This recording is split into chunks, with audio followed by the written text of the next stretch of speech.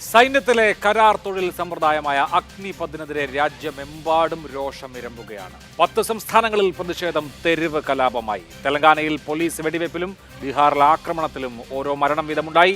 ബീഹാറിൽ മാത്രം 10 ട്രെയിൻ കത്തിച്ചു.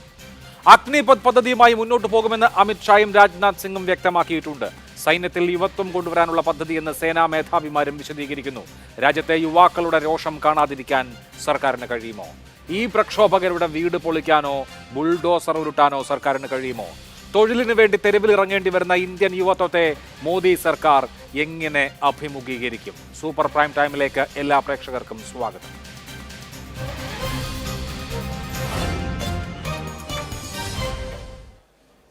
എന്നോടൊപ്പം Shri B Gopalakrishnan, BJP, Shri Abin Varkey, Congress brigadier Mohanan Pillai, മുൻ സൈനിക ഉദ്യോഗസ്ഥൻ, Shri Jake C Thomas, CPM, Manikandan U Nair, ഉദ്യോഗാർത്ഥി എന്നിവരാണ് ചർച്ചയിൽ പങ്കെടുക്കുന്നത്. ആദ്യം മണികണ്ഠൻ, എന്തിനാണ് ഈ സമരം എന്ന് പലരും ചോദിക്കുന്നുണ്ട്. മണികണ്ഠൻ ഒരു ആർമി റിക്രൂട്ട്മെന്റ് റാലി കഴിഞ്ഞ് ഇരിക്കുന്ന ആളാണല്ലോ. എന്തിനാണ് ഈ ചെറുപ്പക്കാർ ഈ പ്രശ്നം ഉണ്ടാക്കുന്നത്? ഏകദേശം 1 വർഷവും 2 മാസത്തിനു ശേഷമാണ് ഞാനൊരു റാലി അറ്റൻഡ് ചെയ്യുന്നത്. അതും ഫെബ്രുവരി 28-ാം തീയതി ആയിരുന്നു എൻ്റെ റാലി. അന്ന് ഓടിയിട്ട് ഞങ്ങൾ ഫിസിക്കലും മെഡിക്കലും പാസ്സായി. അവിടെ ഒരാൾ മരിക്കുക പോലും ചെയ്തു. ഒരു കോഴിക്കോട് വന്ന എൻ്റെ ഒരു സഹോദരൻ. അത് ചർച്ചാ വിഷയമായിരുന്നു അന്ന്, ആ ഒരു സമയത്ത് മാത്രം. അത് കഴിഞ്ഞ് ആരും അതിനെപ്പറ്റി സംസാരിച്ച് ഞാൻ കണ്ടിട്ടില്ല. പിന്നീട് ഒരു കാര്യം, ഇപ്പം ഞാൻ പറയാൻ വന്ന വേറൊന്നുമല്ല. ഈ CE നടത്താൻ വേണ്ടിയിട്ട് എത്ര വട്ടം ഈ സെൻട്രൽ ഗവൺമെൻറ്റുകാർ മാറ്റിയിട്ടുണ്ടെന്നറിയോ? ഏകദേശം 6 തവണ. ഈ 6 തവണ മാറ്റിയിട്ടും ഇത്രയും ഉദ്യോഗാർത്ഥികളുടെ ഇത്രയും സമയം വേസ്റ്റ് ചെയ്തതിന് എന്ത് പരിഹാരമാണ് ഇവർക്ക് ആദ്യം ചെയ്യാനുള്ളത്? ഇത് പറയാൻ ഒരു ചാനലുകാർ മുന്നോട്ട് വന്നില്ല. ഇന്ന് പോലും ഞങ്ങൾ ARO പോയി ചെറിയ രീതിയിൽ സംസാരിച്ചാൽ പോലും ഒരു ചാനലുകാരും ഞങ്ങളെ സപ്പോർട്ട് ചെയ്ത് വന്നില്ല. ആകെ ഉണ്ടായിരുന്ന എൻ്റെ ഈ ഫോണിൽ ചെറിയൊരു ചാനലാണ് ട്രാവലിംഗ് മാന്ത്രി എന്ന പേര് ഞാൻ ഉണ്ടാക്കിയ ഒരു ചാനൽ. അതിൽ മാത്രമാണ് കുറച്ച് വ്യൂവേഴ്സ് ഉണ്ടായിരുന്നത്. ഇതൊന്നും ആരും അറിയുന്നില്ല. പിന്നെ ഞാൻ ഇവിടെ ഈ ന്യൂസ് ചാനലിൽ വിളിച്ചപ്പോഴാണ് എനിക്കൊരു അവസരം കിട്ടിയത്. എന്തുകൊണ്ടെന്ന് വെച്ചാൽ, ഈ ഒരു നിയമനം വന്നു കഴിഞ്ഞാൽ എന്നെ പോലെ ഒരുപാട് പേർ, ഏകദേശം 5000 പേര്, നിങ്ങളെല്ലാവരും 5000 ആളുകളായിട്ട് കാണുമ്പോൾ അത് 5000 കുടുംബങ്ങളായിട്ട് കാണണം. അവരാണ് ഇപ്പോൾ തെരുവിലിറങ്ങാൻ പോകുന്നത്. ഇതെന്തുകൊണ്ടെന്ന് വെച്ചാൽ നിങ്ങൾക്ക് പറഞ്ഞാൽ മനസ്സിലാവില്ല. 4 വർഷത്തെ നിയമനം നല്ല പരിപാടിയാണെന്ന് എല്ലാവരും പറയും. എന്തിനാ? അമേരിക്കയിലോട്ട് ടൂറ് പോകുന്ന പോലെ പോയിട്ട് വരാനോ? 4 വർഷം കൊണ്ട് എപ്പോഴെങ്കിലും രാജ്യസേന ആർക്കെങ്കിലും വർദ്ധിക്കുമെന്ന് പറയാൻ പറ്റുമോ? ഒരിക്കലും പറയാൻ പറ്റത്തില്ല. ഇതൊക്കെ അറിഞ്ഞിട്ട് എന്തിനു വേണ്ടിയിട്ടാണ്? തിങ്കളാഴ്ച വിജ്ഞാപനം വരും. ഇനിയിപ്പോൾ ആർമി റിക്രൂട്ട്മെന്റ് റാലികളില്ല. അഗ്നിപഥ് സ്കീം വഴിയാണ് സൈന്യത്തിലേക്ക് റിക്രൂട്ട് ചെയ്യുന്നത്. ഈ അങ്ങനെ ജോയിൻ ചെയ്യുന്ന ആളുകളുടെ 25%, 100 പേർ ജോയിൻ ചെയ്യുമ്പോൾ 25 പേരെ ആർമി റിട്ടേൺ ചെയ്യും. ഇതാണ് പദ്ധതി. ഇത് ഒരു പോസിബിൾ ആയിട്ടുള്ള കാര്യമല്ല. വ്യക്തമായിട്ട് പറയാം. ഒരു GDയിൽ ജോയിൻ ചെയ്യാൻ പോകുന്ന ഒരു സഹോദരന് ഏകദേശം 10th പാസ്സായിരിക്കും. അവൻ ഒരു പക്ഷേ ഈ 25% എത്താൻ പറ്റിയില്ലെങ്കിൽ ഈ സർക്കാർ എന്ത് ചെയ്യും? ഞാൻ ഈ സർക്കാരിനെ കുറ്റം പറയുക തന്നെയാണ്. കാരണം ഈ ഒരു അവസ്ഥ മനസ്സിലാക്കണം. ഓരോ സാധാരണക്കാരൻ്റെ അവസ്ഥ മനസ്സിലാക്കാതെ എന്തിനാണ് ഈ ഒരു നിയമം കൊണ്ടുവരുന്നത്? 25% ഒരാളാവാൻ പറ്റിയില്ലെങ്കിൽ അവൻ്റെ മാനസികാവസ്ഥ ഇന്നേ വരെ ആരെങ്കിലും ചിന്തിച്ചിട്ടുണ്ടോ? ഇത് കഴിഞ്ഞിട്ട് ഞങ്ങളുടെ ഈ കോമൺ എൻട്രൻസ് എക്സാം നടക്കാതെ വന്നു കഴിഞ്ഞാൽ ഞങ്ങളെ റിജക്റ്റ് ചെയ്യും. ഈ 5000 പേര് എത്ര കഷ്ടപ്പെട്ട് എത്തിയെന്ന് ആരെങ്കിലും ചിന്തിച്ചിട്ടുണ്ടോ? 4:30ക്കും 5:30ക്കും കിലോമീറ്ററുകൾ ഓടിയിട്ട് എത്തിയതാണ് ഈ ഒരു പൊസിഷനിൽ. ഇതൊന്നും ആർക്കും അറിയണ്ട. എല്ലാവരും ഓരോ കാര്യങ്ങളുടെ പുറകെ പോവാം. എത്ര പേര് ഇതിനെപ്പറ്റി സംസാരിക്കുന്നുണ്ട്? ഇന്ത്യയിൽ എത്ര ദിവസം ഇത് ചർച്ചയായിട്ടുണ്ട്? ഇതാർക്കും പറയാൻ വയ്യ. പേടിയാണ്. ഈ പറഞ്ഞ ഞാൻ ഉൾപ്പെടെ കുറേ നാളുകൾക്ക് മുന്നേ മിണ്ടാതിരുന്നതുകൊണ്ടാണ് ഇപ്പം എനിക്കിവിടെ ഇറങ്ങേണ്ടി വന്നത്. നാളെ നടക്കാൻ പോകുന്ന കാര്യത്തിൽ പോലും ഇത് ഞാൻ ഇവിടെ വന്ന് പറയാൻ കാരണം എൻ്റെ ചാനലിൽ പറഞ്ഞ ഒരു പട്ടിക്കുഞ്ഞു പോലും കേൾക്കത്തില്ല. ഇവിടെ വന്ന് പറയുവാണ് ഏകദേശം കേരളത്തിലെ പകുതി ജനങ്ങളും കാണുമെന്നുള്ള വിശ്വാസം കൊണ്ടാണ് ഞാൻ ഇവിടെ വന്ന് പറയുന്നത്. നാളെ നിങ്ങളുടെ മക്കളെ തിരുവനന്തപുരത്ത് വിട്ട് കഴിഞ്ഞാൽ ഒരു പക്ഷേ മാറ്റാൻ സാധിക്കുമെങ്കിൽ അതിൽ സന്തോഷിക്കാൻ പറ്റും. കാരണം ഇത് 5000 പേരായിട്ട് നിങ്ങൾ കാണില്ല, 5000 കുടുംബങ്ങളായിട്ട് കാണണം. ശരി, ശ്രീ ജേക്സി തോമസ്, താങ്കൾ ഒരു യുവജന പ്രസ്ഥാനത്തിന്റെ നേതാവാണല്ലോ.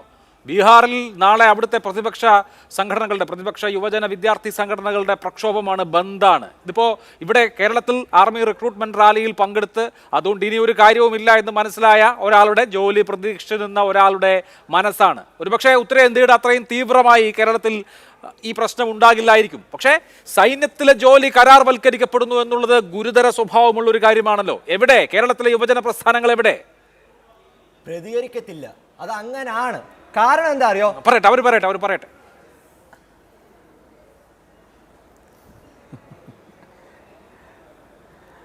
ഇല്ല, അങ്ങയുടെ തന്നെ ശ്രദ്ധയിലുണ്ടാകും. ഡിവൈഎഫ്ഐയുടെ കേന്ദ്ര കമ്മിറ്റി തന്നെ ഇന്നലെ തന്നെ ഈ വിഷയത്തിൽ ഇതിൻ്റെ സമഗ്രമായ രണ്ട് പ്രശ്നങ്ങളെയും, ദ്വിമുഖ പ്രശ്നങ്ങൾ ഈ അഗ്നിപഥ് എന്ന് പറയുന്ന പദ്ധതി നമ്മുടെ രാജ്യത്തിന് മുമ്പിൽ അവതരിപ്പിക്കുന്നുണ്ട്. ഈ രണ്ട് പ്രശ്നങ്ങളെയും അതിൻ്റെ സമഗ്രതയിൽ അവലോകനം ചെയ്തുകൊണ്ട് പത്രക്കുറിപ്പിറക്കി. ഇന്ന് തന്നെ കേരളത്തിൻ്റെ എല്ലാ ജില്ലാ കേന്ദ്രങ്ങളിലും, അങ്ങ് ശ്രദ്ധിച്ചിട്ടുണ്ടാകും, കേരളത്തിലെ രാജ്ഭവന് മുമ്പിൽ, അതേപോലെ തന്നെ ഒറീസയിലും ഹരിയാനയിലും രാജസ്ഥാനിലും, ഈ 3 സംസ്ഥാനങ്ങളിലും ശ്രദ്ധേയമായ സമരങ്ങൾക്ക് നേതൃത്വമായത് ഡിവൈഎഫ്ഐ ആയിരുന്നു. ഞങ്ങൾ അതിശക്തമായ സമരങ്ങൾക്ക് വേണ്ടി ഇപ്പോൾ ആലോചിച്ചിട്ടുള്ളത് ഇടതുപക്ഷ യുവജന സംഘടനകളുടെയും വിദ്യാർത്ഥി സംഘടനകളുടെയും യോജിച്ച പ്ലാറ്റ്ഫോമിൽ അണിനിരത്തിക്കൊണ്ട് ഒരു തെറ്റായ അരാഷ്ട്രീയ സ്വഭാവത്തിലേക്ക് പോകാതെ, തെറ്റായ അക്രമോത്സുകമായ സന്ദേശം നൽകാതെ, എന്നാൽ സമരത്തിൻ്റെ എല്ലാ ഉസിരും പ്രകടിപ്പിക്കുന്ന നിലയിൽ തന്നെ സമരോത്സുകമായ നിലയിൽ ഈ യുവതയെ മുമ്പോട്ടേക്ക് നയിക്കണം. അതിനുവേണ്ടി വിശാലമായി യോജിച്ച, സഹകരിക്കാൻ കഴിയുന്ന എല്ലാ യുവജന വിദ്യാർത്ഥി പ്രസ്ഥാനങ്ങളുമായി സഹകരിച്ചുകൊണ്ടുള്ള ഒരു ജോയിൻറ്റ് പ്ലാറ്റ്ഫോമിൽ ഈ സമരത്തെ മുമ്പോട്ടേക്ക് കൊണ്ടുപോകാൻ വേണ്ടി തന്നെയാണ് ഞങ്ങൾ ആഗ്രഹിക്കുന്നത്. ഈ സമരം ഉയർത്തുന്ന ഏറ്റവും പ്രധാനപ്പെട്ട 2 പ്രശ്നങ്ങൾ അങ്ങയുടെ ചോദ്യത്തിലങ്ങ് പരാമർശിച്ചതുപോലെ അത് യഥാർത്ഥത്തിൽ സ്വകാര്യവൽക്കരണത്തിൻ്റെയും അല്ലെങ്കിൽ പെൻഷൻ ഇല്ലാതാകുന്നതിൻ്റെയും നവലിബറൽ നയങ്ങളുടെയും മാത്രം പ്രശ്നമല്ല. അത് പ്രാഥമികമായി നമ്മൾ അവലോകനം ചെയ്യുമ്പോൾ ഇത് തന്നെയാണ് പ്രശ്നം. കാരണം ഇന്നിപ്പോൾ കേന്ദ്രത്തിൻ്റെ ആദരണീയനായ പ്രതിരോധ മന്ത്രി ഈ പദ്ധതി പ്രഖ്യാപിക്കുന്ന ഘട്ടത്തിൽ അദ്ദേഹം പറഞ്ഞു, അവർ തന്നെ അവകാശപ്പെടുന്നത് പോലെ 50,000 ആളുകളെയാണ് ആദ്യ വർഷം റിക്രൂട്ട് ചെയ്യാൻ വേണ്ടി ആരംഭിക്കുന്നത്. ഈ 50,000-ൽ 75% ആളുകളെയും പിരിച്ചുവിടും. അതായത് ഉദ്ദേശം 37,500 പേരും പിരിഞ്ഞു പോകും. ശേഷിക്കുന്ന 12,500 പേർ ഏബിൾഡായ, ശേഷിയുള്ള അവർ തുടരും എന്നുള്ളതാണ്. പക്ഷേ ഇത് ബാക്കിയാക്കുന്ന ഏറ്റവും വലിയ സാമൂഹ്യ പ്രത്യാഘാതം അങ്ങയുടെ ചോദ്യത്തിലും നമ്മളുടെ പൊതുസമൂഹം എന്ന് വെച്ചാൽ ഇന്ത്യൻ പൊതുസമൂഹം ഇതുവരെ വേണ്ട വിധത്തിൽ ഗൗരവത്തോടു കൂടെ വിശകലനം ചെയ്തിട്ടുള്ളതല്ല. ഇത് ബാക്കിയാക്കുന്ന ഏറ്റവും വലിയ സാമൂഹ്യ പ്രത്യാഘാതം എന്ന് പറയുന്നത് ഇന്ത്യൻ സമൂഹത്തിന്റെ സൈനികവൽക്കരണത്തിന് RSS ഈ പദ്ധതി വരെ ലക്ഷ്യമിടുകയാണ്. അങ്ങൊന്ന് ചിന്തിച്ചു നോക്കൂ. ഈ ചർച്ച ശ്രദ്ധിക്കുന്ന പ്രേക്ഷക സമൂഹം അങ്ങനെയൊക്കെയുള്ള പ്രത്യാഘാതങ്ങൾ 50,000 പേർക്കകത്ത് 4 വർഷം കഴിഞ്ഞാൽ ഓരോ വർഷവും ഇത്രയധികം പേർ അവരുടെ യുവത്വത്തിൽ 22-മത്തെയോ 23-മത്തെയോ വയസ്സിൽ സൈനിക സേവനം കഴിഞ്ഞ് തൊഴിൽ രഹിതരായി വരുമ്പോൾ ആ തൊഴിലില്ലാപ്പട എന്തായിരിക്കും ചെയ്യുക, അവരെന്ത് ജോലി ഇനി തുടർന്നുള്ള ജീവിതത്തിൽ ചെയ്യും തുടങ്ങിയത് ഗൗരവപൂർണ്ണമായ ചോദ്യമാണ്. ബ്രിഗേഡിയർ മോഹൻപിള്ള നമ്മൾ ഇന്നലെയും സംസാരിച്ചതാണ്. ഇന്ന് നമ്മൾ സംസാരിക്കുന്ന നേരമാകുമ്പോഴേക്ക് രാജ്യത്തെ സൈനിക മേധാവിമാർ, പ്രതിരോധ മന്ത്രി അടക്കം എന്തിന് ഈ പദ്ധതി, എന്തുകൊണ്ട് ഈ പദ്ധതി എന്ന് വിശദീകരിക്കുന്നു. ഇന്ത്യൻ സൈന്യത്തെ, ഇന്ത്യൻ സേനയെ കൂടുതൽ യുവത്വമുള്ളതാക്കാൻ, യൂത്ത്ഫുൾ ആക്കാനാണ് ഇത് ഗുണപരമായിരിക്കുമെന്ന് വിശദീകരിക്കുന്നു എന്ന് മാത്രമല്ല ഈ പദ്ധതിയിൽ നിന്ന് പിന്നോട്ട് പോകില്ല എന്ന് അസന്നിഗ്ധമായി കേന്ദ്ര സർക്കാർ വ്യക്തമാക്കുകയും ചെയ്യുന്നു. അതായത് ഇനി സൈനിക റിക്രൂട്ട്മെന്റിനുള്ള വഴി ഇതാണ്, ഇത് മാത്രമാണ്. സൈന്യത്തിലുള്ള സൈനിക ഉദ്യോഗസ്ഥരുടെ, മുൻ ഉദ്യോഗസ്ഥരുടെ ഒക്കെ പരാതികളും പരിഭവങ്ങളും വിമർശനങ്ങളും അവസാനിക്കുമോ ഇതോടുകൂടി?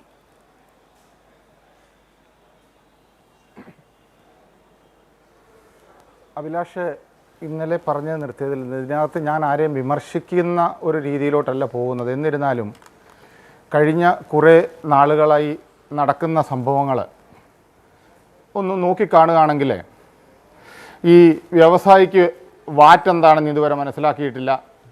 സാമ്പത്തിക ശാസ്ത്രജ്ഞന്മാർക്ക് നോട്ട് നിരോധനം, ഡിമോണറ്റൈസേഷൻ എന്താണെന്ന് ഇതുവരെ മനസ്സിലാക്കി കൊടുത്തിട്ടില്ല. ഭാരതത്തിലെ മുസ്ലിമുകൾക്ക് CAA എന്താണെന്ന് മനസ്സിലാക്കി കൊടുത്തിട്ടില്ല. അതുപോലെ തന്നെ കർഷകർക്ക് കാർഷിക നിയമം എന്താണെന്ന് മനസ്സിലാക്കി കൊടുത്തിട്ടില്ല. ഇപ്പോൾ ലേറ്റസ്റ്റായിട്ട് അഗ്നിവീരന്മാർക്ക് അഗ്നിപഥ് എന്താണെന്ന് മനസ്സിലാക്കി കൊടുത്തിട്ടില്ല. ഇത് ആരുടെ ബുദ്ധി, എങ്ങനെ, എന്ത് ഡീറ്റെയിൽ, ജസ്റ്റിഫിക്കേഷൻ വളരെ കൃത്യമായിട്ട് കൊടുക്കേണ്ട കാര്യമാണ്. അതായത് ഈ യുവതലമുറയെ തെരുവിലേക്ക് ഇറക്കി വിട്ട് ആക്രമണാത്മകമായിട്ടുള്ള സമരം അതൊരിക്കലും അനുവദനീയമല്ല. ആ രീതിയിൽ മുന്നോട്ട് കൊണ്ടുപോകുമ്പോൾ തീർച്ചയായിട്ടും അത് ആരുടെയോ ഉപദേശകരുടെ പ്രശ്നമാണെന്ന് മാത്രമേ ഞാൻ പറയുന്നുള്ളൂ. കാരണം ഇന്ത്യൻ അതായത് നരേന്ദ്രമോദി അധികാരത്തിൽ വരുമ്പോൾ ഇന്ത്യൻ ഡിഫൻസ് ഫോഴ്സസിന് ഏറ്റവും കൂടുതൽ അഭിമാനമുണ്ടായിരുന്ന ജനറൽ VK സിംഗ്, ആർമിയുടെ ചീഫ് ഒരു ജനറൽ ഓഫീസറിനെ സംബന്ധിച്ചിടത്തോളം ആർമിയെക്കുറിച്ച് A to Z അറിയാവുന്ന ആളാണ് VK സിംഗ് എന്ന് പറയുന്ന ആൾ. ആ ആളിനെ പോലും കോൺഫിഡൻസിലെടുക്കാതെ ഇന്ന് ഞാൻ അദ്ദേഹത്തിൻ്റെ ഒരു ബൈറ്റ് ശ്രദ്ധിക്കുകയുണ്ടായി. അദ്ദേഹം പറഞ്ഞു, എനിക്കിതിനെക്കുറിച്ച് അറിയില്ല, ഇങ്ങനെ ഞാനും കേട്ടു മാധ്യമങ്ങളിലൂടെ, ഇത് വരട്ടെ, വന്നു കഴിഞ്ഞ ശേഷം പ്രതികരിക്കാമെന്നാണ് പറഞ്ഞിരിക്കുന്നതെന്ന് തോന്നുന്നു. അപ്പം ഇങ്ങനെയുള്ള ഈ അവസരത്തിൽ എനിക്ക് മനസ്സിലാകാത്ത ഒരേ ഒരു കാര്യം വളരെ കൃത്യമാണ്. കാരണം ഈ 75% ആൾക്കാർ ഇപ്പോൾ ആസാം ഗവൺമെൻറ് ഒരു ഡിക്ലറേഷൻ കൊടുത്തു, ആസാം പോലീസിൽ ഇറങ്ങുന്നവരെ 4 വർഷം കഴിഞ്ഞ് റിക്രൂട്ട് ചെയ്യുമെന്ന്. അതുപോലെ ഭരിക്കുന്ന ഗവൺമെൻറ്റിൻ്റെ സപ്പോർട്ടോടുകൂടി, അല്ലെങ്കിൽ അവർ പറഞ്ഞ കേൾക്കുന്ന കുറച്ച് മൾട്ടിനാഷണൽ കമ്പനികളൊക്കെ പ്രോമിസുമായിട്ട് വരാം, നിങ്ങൾ ഇറങ്ങിക്കഴിഞ്ഞാൽ ഞങ്ങൾ എടുക്കുമെന്ന്. പക്ഷേ ഒരു ഗ്യാരണ്ടി ഇല്ല, അതിനകത്ത് ഒരു ഷുവർ ഷോട്ട് ഇതില്ല. അപ്പോൾ നമ്മൾ ഒരു കാര്യം ആലോചിക്കണം, ഈ ആൾക്കാരെ അബ്സോർബ് ചെയ്യുമ്പോൾ ബാക്കിയുള്ളവരുടെ ജോലി സാധ്യത എന്താണ്? ഇതിനകത്ത് അഭിലാഷ ഏറ്റവും പ്രധാനമായിട്ടുള്ള ഒരു പ്രശ്നം എന്താണെന്ന് ചോദിച്ചു കഴിഞ്ഞാൽ സംവരണത്തിൻ്റെ തത്വം വരെ അട്ടിമറിക്കപ്പെടാൻ സാധ്യതയുണ്ട്. കാരണം ഇവരെ ഈ അഗ്നിവീർ എന്ന പേരിൽ സംവരണം കൊടുക്കുമ്പോൾ ഈ നിലവിലുള്ള എക്സ് സർവീസ്മാൻമാരുടെ സംവരണം അല്ലെങ്കിൽ അവർക്ക് കൊടുക്കുന്ന പ്രയോറിറ്റീസ് അത് എവിടെ പോകും? ഒന്ന്. രണ്ടാമത്, ഭരണഘടനയിലെ മൗലികാവകാശമായിട്ടുള്ള equal pay for equal work എന്ന് പറയുന്നത് ഭരണഘടനയിലെ മൗലികാവകാശമാണ്. അത് ലംഘിക്കപ്പെടുകയാണ്. ഇത് ഞാൻ വീണ്ടും പറയുന്നു, എന്തുകൊണ്ട് ഡിഫൻസ് ഫോഴ്സസിൽ ആദ്യമായിട്ട് ഒരു ട്രയൽ എന്നുള്ള രീതിയിൽ ഇത് പരീക്ഷിച്ച് നോക്കേണ്ടത് വേറെ ഫീൽഡിലല്ലേ?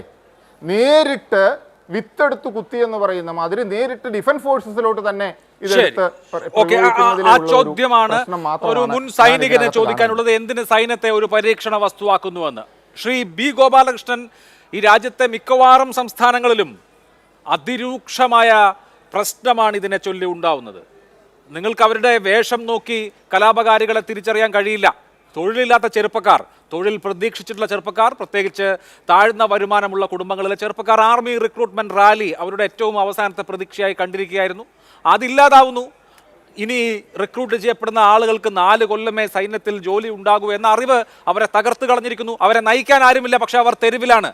ഇത് കാണാതിരിക്കാൻ, ഇത് അഡ്രസ് ചെയ്യാതിരിക്കാൻ, ഇത് അഭിസംബോധന ചെയ്യാതിരിക്കാൻ കേന്ദ്ര സർക്കാരിന് കഴിയുമോ?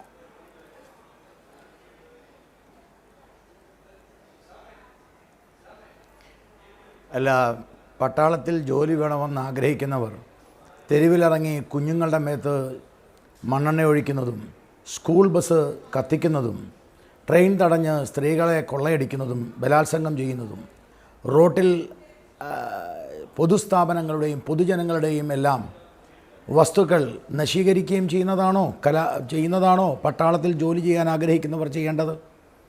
നമുക്കിഷ്ടമില്ലാത്ത നിയമമാണെങ്കിൽ അതിനെക്കുറിച്ച് ചർച്ച ചെയ്യണം, അതിനെക്കുറിച്ച് സമരം ചെയ്യണം, പ്രതിഷേധിക്കാം. ശബരിമലയിലൊരു വിഷയം വന്നപ്പോൾ ഞങ്ങൾ പ്രതിഷേധിച്ചു. ഈ കേരളത്തിലെ ഒരു ട്രാൻസ്പോർട്ട് ബസ്സും തല്ലിപ്പൊളിച്ചില്ല, ഈ നാട്ടിലെ ഒരു കാറും തല്ലിപ്പൊളിച്ചില്ല, ആർക്കുമെതിരായി ഞങ്ങൾ നിന്നുമില്ല. പക്ഷേ ഞങ്ങളെ കലാപകാരികൾ എന്നാണ് വിളിച്ചത്. പക്ഷേ ഇന്ന് നടക്കുന്നത് എന്താ? ഇന്ന് നടക്കുന്നത് പോക്കൃത്തരമാണ്, തനി തോന്നിവാസമാണ്. എന്തും ചെയ്യാം ഈ നാട്ടിൽ. കാരണം ശരി തെറ്റ് ഏത് എന്നുള്ളത് മനസ്സിലാക്കാനാവാതെ എന്തു വേണേലും ചെയ്യാം, നാടിനെ മുഴുവൻ കത്തിക്കാം. വാസ്തവത്തിൽ നിങ്ങളെപ്പോലെയുള്ള അവതാരകർ ആദ്യം എതിർക്കേണ്ടത് ഈ കലാപത്തെയല്ലേ? അല്ല, കലാപത്തെ കുഞ്ഞുങ്ങൾ എന്ത് ചെയ്തു? ശ്രീ ഗോപാലകൃഷ്ണൻ എതിർക്കുന്നു. കലാപത്തെ ആർക്കും അനുകൂലിക്കാൻ കഴിയില്ല, ആരും നിയമം കയ്യിലെടുക്കുന്നതിനോടും യോജിക്കുന്നില്ല, കലാപത്തോട് യോജിപ്പില്ല. പക്ഷെ അവർ ഉയർത്തുന്ന വിഷയം വളരെ പ്രധാനപ്പെട്ടതാണല്ലോ. എല്ലാ പ്രതീക്ഷയും മറ്റു കഴിയുമ്പോൾ അവരൊരു കലാപ മനസ്സിലേക്ക് പോകുന്നു എന്നുള്ളത് വേദനയോടുകൂടിയേ കണ്ടു നിൽക്കാൻ കഴിയൂ. അതിനെ സർക്കാർ അഭിസംബോധന ചെയ്യണ്ടേ എന്നുള്ളതാണ് എന്റെ ചോദ്യം. അവരെ ആരും ഇളക്കി വിട്ടതല്ല, അവർക്ക് നേതാവില്ല, അവർക്ക് രാഷ്ട്രീയ പിൻബലമില്ല.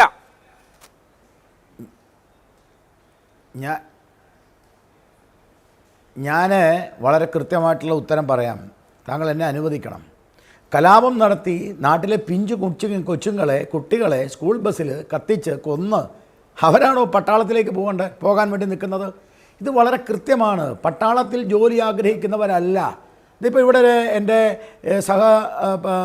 പ്രവർത്തകനായിട്ട് ഒരാൾ ഇവിടെ വന്നിട്ടുണ്ടല്ലോ, അദ്ദേഹം പറഞ്ഞിട്ടുണ്ട്, ഞാൻ കേട്ടു നേരത്തെ, ഞാൻ യാത്രയുടെ ഇടയിലാണ്, അദ്ദേഹം പറഞ്ഞത് ഞാൻ കേട്ടു, ഞങ്ങളെപ്പോലുള്ള ആളുകൾ എനിക്ക് താങ്കൾ പറയുന്നത് പലപ്പോഴും കേൾക്കുന്നില്ല കേട്ടോ.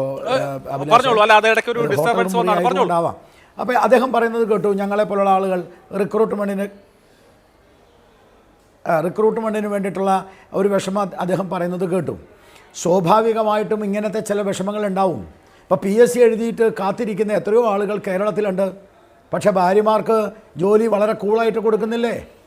ഇടവഴികളിലല്ലേ കൊടുക്കുന്നത്? ഏതൊക്കെ ആളുകളുടെ ഭാര്യമാർക്കാണ് കൊടുക്കുന്നതെന്ന് ഞാൻ എണ്ണി പറയേണ്ട കാര്യമില്ലല്ലോ. മന്ത്രിമാരുടെ, MLA-മാരുടെ, ബന്ധുക്കളുടെ, താല്പര്യമുള്ള ആളുകളുടെ, എഴുതി കാത്തിരിക്കുന്ന ആളുകൾക്ക് PSC-യിൽ നിയമനം കിട്ടിയാൽ സ്ഥിര നിയമനം കിട്ടും എന്നൊരു പ്രതീക്ഷയുണ്ട്. പബ്ലിക് സർവീസ് കമ്മീഷനിലെ ജോലി അങ്ങനെയാണല്ലോ. പക്ഷേ കേൾക്കുന്നില്ല, അതുകൊണ്ടാണ് എന്റെ പ്രശ്നം. അല്ല, PSC-യുടെ ജോലി കാത്തിരിക്കുന്ന ആളുകൾക്ക് അൾട്ടിമേറ്റ്ലി PSC-യുടെ ജോലി കിട്ടിയാൽ അത് സ്ഥിര നിയമനമാണ്. ശ്രീ ഗോപാലകൃഷ്ണൻ, ഇവിടെ ഈ പാവപ്പെട്ടവർ ഈ 4 മണിക്കും 5 മണിക്കും ഒക്കെ എഴുന്നേറ്റ് ശാരീരിക ക്ഷമതാ പരീക്ഷയ്ക്ക് വേണ്ടി ഓടി ഒരു വഴിയില്ലാത്ത മനുഷ്യർക്ക് വെറും 4 വർഷമാണ് കിട്ടുക. അതാണ് പ്രശ്നം. എനിക്ക് തോന്നുന്നു ആ കണക്ഷൻ ഞാൻ ഈ വിഷയത്തെ കുറിച്ചിട്ടൊന്ന് സംസാരിക്കാൻ നിങ്ങൾ എന്നെ അനുവദിക്കുമോ? ശരി. എന്നോട് ഒരു വിഷയം ചോദിക്കുമ്പോൾ ആ വിഷയത്തിൽ എന്നോടൊന്ന് മറുപടി പറയാൻ വേണ്ടിയുള്ള ഒരു സാവധാനം നിങ്ങൾ കാണിക്കണം. കാരണം എനിക്ക് ഇടയിൽ കേൾക്കുന്നില്ല, അതാണ് എൻ്റെ പ്രശ്നം. അപ്പോൾ അതുകൊണ്ട് ഞാനൊന്ന് പറഞ്ഞതിന് ശേഷം നിങ്ങൾ പറഞ്ഞോളൂ. നിങ്ങൾ പറയുമ്പോൾ എനിക്ക് കേൾക്കുന്നില്ല, അതാണ് ഒരു വിഷമം. ആ വിഷമം ഞാൻ പറയട്ടെ. ഒന്നാമത്തെ കാര്യം, എനിക്ക് മോഹനംപിള്ള എന്ന് പറയുന്ന ബ്രിഗേഡിയർ, ഞാൻ ബാക്കി ആരെയും ഈ കാര്യത്തിൽ അവരെ ആരെയും കുറ്റം പറയില്ല. ഈവൻ CPM-ൻ്റെ പ്രതിനിധിയോട് പോലും എനിക്ക് കുറ്റമില്ല. പക്ഷെ മോഹനംപിള്ള എന്ന് പറയുന്ന ബ്രിഗേഡിയർ ഉണ്ട്. അദ്ദേഹം ഇപ്പോൾ പറഞ്ഞു കർഷക നിയമം കർഷകർക്ക് മനസ്സിലായില്ല, മറ്റേ വേറെ കുറേ നിയമം അവർക്ക് മനസ്സിലായില്ല. മോഹനംപിള്ള, നിങ്ങളും ഞാനും തമ്മിൽ ഒരുമിച്ച് ഒരു ട്രെയിൻ യാത്ര നടത്തിയിരുന്നു. നിങ്ങൾക്ക് ഓർമ്മയില്ലെങ്കിൽ B. ഗോപാലകൃഷ്ണൻ ഓർമ്മയുണ്ട്. ആ ട്രെയിൻ യാത്രയിൽ താങ്കൾ എന്നോട് പറഞ്ഞത് ഞാൻ മറന്നിട്ടില്ല. എന്താ പറഞ്ഞത് നിങ്ങൾക്ക് നന്നായിട്ട് അറിയാലോ. സ്വതന്ത്ര ഭാരതത്തിൻ്റെ ചരിത്രത്തിൽ നരേന്ദ്രമോദി സർക്കാർ ചെയ്തതുപോലെ ഈ ആർമി വിഭാഗത്തിന് വേറൊരാളും ചെയ്തിട്ടില്ല എന്ന ട്രെയിൻ യാത്രയിൽ, എവിടേക്ക് പോയ ട്രെയിനാണെന്ന് നിങ്ങൾക്കറിയാം. ട്രെയിൻ യാത്രയിൽ നിങ്ങൾ എന്നോട് സംസാരിച്ചതാണ്. ഇപ്പോൾ ഈ ചാനലിൽ വന്നിരുന്നിട്ട് നിങ്ങൾ ഇത് ആരുടെ നിയമമാണ്, ഇത് ആര് കൊണ്ടുവന്നതാണെന്ന് ചോദിക്കുമ്പോൾ നിങ്ങൾ ബ്രിഗേഡിയർ തന്നെ അല്ലേ എന്നെനിക്കൊരു സംശയമുണ്ട്. കാരണം നിങ്ങൾ ബ്രിഗേഡിയർ ആയിരുന്നെങ്കിൽ കാർഗിൽ കമ്മിറ്റി റിവ്യൂവിലെ സുബ്രഹ്മണ്യം കമ്മിറ്റി പഠിക്കണമായിരുന്നു. നിങ്ങൾ ബ്രിഗേഡിയർ ആണല്ലോ. ആ സുബ്രഹ്മണ്യം കമ്മിറ്റി പഠിക്കുമ്പോൾ ആ സുബ്രഹ്മണ്യം കമ്മിറ്റിയുടെ ശുപാർശയാണ് ഈ അഗ്നിപഥ് എന്ന് പറയുന്നത്. അതല്ലാതെ ഇത് നരേന്ദ്രമോദി കൊണ്ടുവന്നതല്ല. നരേന്ദ്രമോദി സർക്കാർ അധികാരത്തിൽ വന്നപ്പോൾ ഇത് നടപ്പാക്കി. നരേന്ദ്രമോദി സർക്കാർ അധികാരത്തിൽ വന്നപ്പോൾ പലതും നടപ്പാക്കിയിട്ടുണ്ട്. അതിനകത്ത് ഏറ്റവും വലിയ കാര്യമാണ് 1 റാങ്ക് 1 പെൻഷൻ. കുറേ കാലമായി ഈ അതുപോലെ നമ്മുടെ പ്രതിരോധ മന്ത്രാലയം, ഞാൻ തീർക്കാൻ അനുവദിക്കോ പ്ലീസ്? ഇപ്പം തീർക്കാം. ഓക്കെ. അല്ല, ഞാനൊന്ന് പറഞ്ഞോട്ടെ എന്ന് നിങ്ങൾ പറയുന്നത് പറഞ്ഞോളൂ, പക്ഷേ ഞാനൊന്ന് പറഞ്ഞു തീർന്നോട്ടെ. ഈ 1947 ശേഷം 1 റാങ്ക് 1 പെൻഷൻ കൊടുക്കാനായിട്ട് നിരവധി ശുപാർശകൾ വന്നപ്പോൾ അതൊന്നും നടപ്പാക്കാത്ത ഗവൺമെൻറ് ആയിരുന്നല്ലോ. സൈന്യം കൊടുത്തിട്ടുള്ള നിർദ്ദേശങ്ങളുടെ മുകളിൽ അടയിരുന്നവരാണല്ലോ ഇവിടുത്തെ കോൺഗ്രസിൻ്റെയൊക്കെ ഭരണാധികാരികൾ. ഈ നാട്ടിൽ കൃത്യമായിട്ട് സ്വന്തമായൊരു തോക്ക് പോലും ഉണ്ടാക്കാൻ കഴിയാതിരുന്ന കാലഘട്ടമായിരുന്നല്ലോ ഇതിനു മുമ്പുണ്ടായിരുന്നത്. ഇന്ന് ആത്മവിശ്വാസവും ആയുധവും ഇന്ന് കൊടുക്കുന്നു ഇന്ത്യൻ സേനയ്ക്ക്. അതിൽ അഭിമാനമുണ്ട് എന്ന് എന്നോട് പറഞ്ഞ ആളാണ് ബ്രിഗേഡിയർ. അത് ഈ ബ്രിഗേഡിയർ അല്ല. ഇന്നലത്തെ ചർച്ചയിൽ ഇന്ത്യൻ സൈന്യത്തിന് അനുകൂലമായി, ഇന്നത്തെ നിലപാടിന് അനുകൂലമായി ഒരു കേണൽ, മേജറോ കേണലോ സംസാരിച്ചു, സനൽകുമാർ. അദ്ദേഹത്തെ നിങ്ങളിന്ന് ചർച്ചയിൽ വിളിച്ചില്ല. ഇന്നലത്തെ ചർച്ചയിൽ ഇന്നലെ എതിർത്ത ഒരാളെ മാത്രമാണ് നിങ്ങളിന്ന് വിളിച്ചത്. അത് ഒരാൾ. അതെന്താ കാരണം? നിങ്ങൾക്കടക്കം വെസ്റ്റഡ് ഇൻട്രസ്റ്റ് ഉണ്ട്. ഞാനൊരു സിമ്പിൾ ആയിട്ടൊരു കാര്യം, വെസ്റ്റഡ് ഇൻട്രസ്റ്റ് ഉണ്ടെങ്കിൽ അത് ഉദ്യോഗാർത്ഥികൾക്ക് അനുകൂലമാണ്. ഒരു കാര്യമാണ്. അതല്ലാതെ വെസ്റ്റഡ് ഇൻട്രസ്റ്റ് ഉണ്ടെങ്കിൽ ശ്രീ B. ഗോപാലകൃഷ്ണൻ, അത് ഉദ്യോഗാർത്ഥികൾക്ക് ഈ തെരുവിൽ ജോലി വേണം എന്ന് പറയുന്ന ആളുകൾക്കൊപ്പമാണ്. അത് ഉണ്ട് എന്ന് വെച്ചോ, അതിൽ കുഴപ്പമില്ല. ഞാൻ വരാം. ഞാൻ വരാം. നമുക്ക് ഓരോ ഘട്ടങ്ങളിലായി ഓരോരോ കാര്യം പറഞ്ഞു പോവാം. ഇനി നമ്മള് സമയം ഒരുപാടില്ലല്ലോ. അല്ല ഒരു മിനിറ്റ്, ഒരു സെക്കൻഡ് ഒരേ ഒരു കാര്യം മാത്രം, ഒരു വരി പറഞ്ഞോട്ടെ, അഭിലാഷ്. ഞാൻ ലേറ്റ് ആയിട്ടല്ലേ വന്നേ. എതിർക്കുന്നത് എന്തിനാണ്, എന്ത് കാരണവശാലാണ് ഇതിനെ എതിർക്കുന്നത്? അതൊന്നും പറഞ്ഞതാ. അത് പറയാം. ഇന്ത്യൻ സൈന്യത്തിലെ ഓഫീസർ റാങ്കിന് കീഴിലുള്ള ആ സംവിധാനത്തിനെ ആകെ പരിഷ്കരിച്ച് അവരെ കരാർ തൊഴിലാളികളാക്കി മാറ്റിയതിനെതിരെയാണ് പ്രതിഷേധം. 4 വർഷത്തെ കോൺട്രാക്ട് ലേബറായി ഇന്ത്യൻ സൈന്യത്തിലെ ജോലി എന്ന് പറഞ്ഞ മഹനീയമായ കർത്തവ്യമോ അല്ലെങ്കിൽ വളരെ റെപ്യൂട്ടഡ് ആയ ജോബോ ആയിരുന്ന ഒരു കാര്യത്തെ കരാർ തൊഴിലായി 4 വർഷം കൊണ്ട് അവസാനിക്കുന്ന ഒരു തൊഴിലായി ചുരുക്കുന്നു എന്നുള്ളതാണ് അതിനകത്തെ മൗലികമായ പ്രശ്നം. അല്ല, ഓരോ താങ്കൾ എന്തുകൊണ്ട് എതിർക്കുന്നു എന്ന് ചോദിച്ചത് താങ്കളാണല്ലോ. അപ്പോ എതിർക്കാൻ ഇത് മൗലികമായ കാരണമാണ്. 4 വർഷത്തെ കരാർ തൊഴിൽ, ആ 4 വർഷത്തെ കരാർ തൊഴിൽ കഴിഞ്ഞാൽ പിന്നെ സാമൂഹ്യ സുരക്ഷാ പദ്ധതി, പ്രത്യേകിച്ച് പെൻഷൻ ഉണ്ടാകില്ല. 22ാമത്തെയോ 23ാമത്തെയോ വയസ്സിൽ തൊഴിൽ രഹിതനായി മാറുന്ന ഒരാൾ ഈ സമൂഹത്തിന് പിന്നെ എന്തായിട്ടാണ് ബാക്കി ഉണ്ടാവുക എന്നുള്ളതാണ് പ്രശ്നം. ഞാൻ മറുപടി പറയട്ടെ. പറയൂ. ഞാൻ മറുപടി പറയണോ വേണ്ടയോ? അത് അല്ല, മറുപടിയൊക്കെ പറഞ്ഞോളൂ. ഇനി നമുക്ക് ധാരാളം കണക്കുകളും പറയട്ടെ. ഞാൻ മറുപടി പറയട്ടെ. പറയൂ. ഞാൻ മറുപടി പറയട്ടെ. പറയാം. ഒന്നാമത്തെ കാര്യം, നിങ്ങളോട് എനിക്ക് മറുപടി പറയാൻ സമയമുണ്ടെങ്കിൽ നിങ്ങൾ പറയും. അല്ല, പറഞ്ഞോളൂ. ഞാനൊന്നും പറയുന്നില്ല. അതായത് ഇന്ത്യൻ സൈന്യത്തിൽ ബ്രിട്ടീഷുകാർ കൊണ്ടുവന്ന തരത്തിലുള്ള ഇന്ത്യൻ സൈന്യത്തിൽ ബ്രിട്ടീഷുകാർ കൊണ്ടുവന്ന് നടപ്പാക്കിയിട്ടുള്ള പദ്ധതികളാണ് ഇതുവരെ നടന്നിരുന്നത്. അങ്ങനെ നടന്നിരുന്ന പദ്ധതിയിലാണ് പലപ്പോഴും ഇത്തരം തിരഞ്ഞെടുപ്പുകളും റിക്രൂട്ട്മെൻറ്റുകളും എല്ലാം നടന്നത്. ഈ റിക്രൂട്ട്മെൻറ്റ് പരിഹരിക്കണമെന്നത് സുബ്രഹ്മണ്യം കമ്മിറ്റിയുമായി ബന്ധപ്പെട്ടിട്ടും അതിനു മുമ്പ് നടന്ന കമ്മിറ്റിയുമായി ബന്ധപ്പെട്ടിട്ടും ചർച്ചകൾ നടന്നു.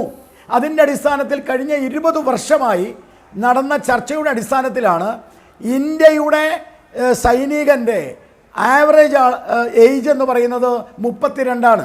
ആ 32 എന്ന് പറയുന്ന ആവറേജ് ഏജിനെ 25 കുറയ്ക്കണം. ബ്രിഗേഡിയർ ഉണ്ടല്ലോ, ചോദിക്ക്. ആ 25 കുറയ്ക്കാൻ എന്താ പദ്ധതി?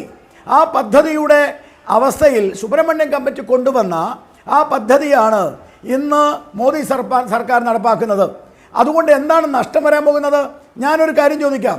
റിക്രൂട്ട്മെൻറ്റിന് പോകുന്നവർക്ക് മുഴുവൻ ജോലി കിട്ടുമോ? ഇല്ലല്ലോ.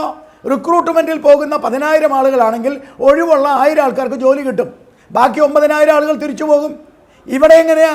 ഇവിടെ 10,000 ആളുകൾക്കും 4 വർഷത്തേക്ക് സർവീസ് കൊടുക്കും, 30,000 രൂപ ശമ്പളം കൊടുക്കും, അവസാനം അവർക്ക് 11 ലക്ഷം രൂപ കൊടുക്കും. അതുമാത്രമല്ല, ഇന്ത്യയിലെ 2 കോടി പോലീസ് സർവീസിൽ അവർക്ക് മുൻഗണന കൊടുക്കും.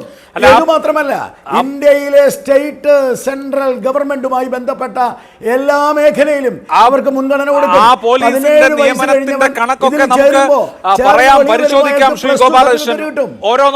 കഴിഞ്ഞവന് ഡിഗ്രി സർട്ടിഫിക്കറ്റ് കിട്ടും. ശരി, നമുക്ക് ഓരോന്നോരോന്നായിട്ട് പരിശോധിക്കാം. നടക്കുന്ന സമയത്ത് തന്നെയാണ് അഭിലാഷേ ഈ ചർച്ച കൊണ്ടുവരുന്നത്. ശരി, നമുക്ക് ഓരോന്നോരോന്നായിട്ട് ഈ കാര്യങ്ങളൊക്കെ പരിശോധിച്ചു പോവാം. അങ്ങനെ തന്നെയാണോ എന്ന് ശ്രീ അബിൻ വക്കീൽ, ഇന്ത്യൻ സൈന്യത്തെ യുവത്വമുള്ളതാക്കാൻ, ഇന്ത്യൻ സൈനികരുടെ ആവറേജ് ഏജ് കുറയ്ക്കാൻ, കൂടുതൽ യുവത്വമുള്ള സൈന്യമാക്കാൻ സുബ്രഹ്മണ്യം കമ്മിറ്റി ശുപാർശ ചെയ്തത് അനുസരിച്ചുള്ള ഒരു പദ്ധതിയാണ്, അതല്ലാതെ മറ്റൊന്നല്ല. ഇതിൽ യാതൊരു കുഴപ്പവുമില്ല എന്നുള്ളതാണ് BJPയുടെ പോയിന്റ്. എന്താണ് താങ്കൾക്ക് തോന്നുന്നത്? BJP പ്രതിനിധിയുടെ ആ ചോദ്യത്തോടു കൂടി തന്നെ തുടങ്ങാനാണ് ഞാൻ ആഗ്രഹിക്കുന്നത്. എന്താണ് ഇതിനകത്തെ പ്രശ്നം? ആ പ്രശ്നത്തിൽ തന്നെയാണ് ഞാൻ തുടങ്ങാൻ ആഗ്രഹിക്കുന്നത്. ഒന്നാമത്തെ പ്രശ്നം എന്ന് പറയുന്നത്, ഈ ലോകത്ത് ഇപ്പോൾ ഈ ടെമ്പ് ജോലികൾ കൂടുന്ന ഒരു സാഹചര്യമാണ്. താൽക്കാലിക ജോലികൾ, അതായത് കോൺട്രാക്ട് ബേസിസിലുള്ള ജോലികൾ. ഒരു കാരണവശാലും സൈനിക സേവനം എന്നത് ഒരു ടെമ്പ് ജോലിയോ അല്ലെങ്കിൽ ഒരു ടൂർ ഓൺ കോൾ ജോലിയോ അല്ല എന്നുള്ളത് ഇന്ത്യയിലെ സർക്കാർ മനസ്സിലാക്കേണ്ടതാണ്. ഏറ്റവും ആദ്യത്തെ പ്രശ്നം എന്താണ് സൈനിക സേവനം എന്നുള്ളത് അവർക്ക് മനസ്സിലായിട്ടില്ല. രണ്ടാമത്തെ പ്രശ്നം, ഇങ്ങനെ ഒരു പദ്ധതി വരുന്നതിലൂടെ 17.5 വയസ്സ് മുതൽ 4 വർഷത്തേക്ക് ഇങ്ങനെ ഒരു സൈനിക സേവനം നടത്തി പുറത്തു വരുന്നതിലൂടെ എന്താ ഉണ്ടാകാൻ പോകുന്നത്?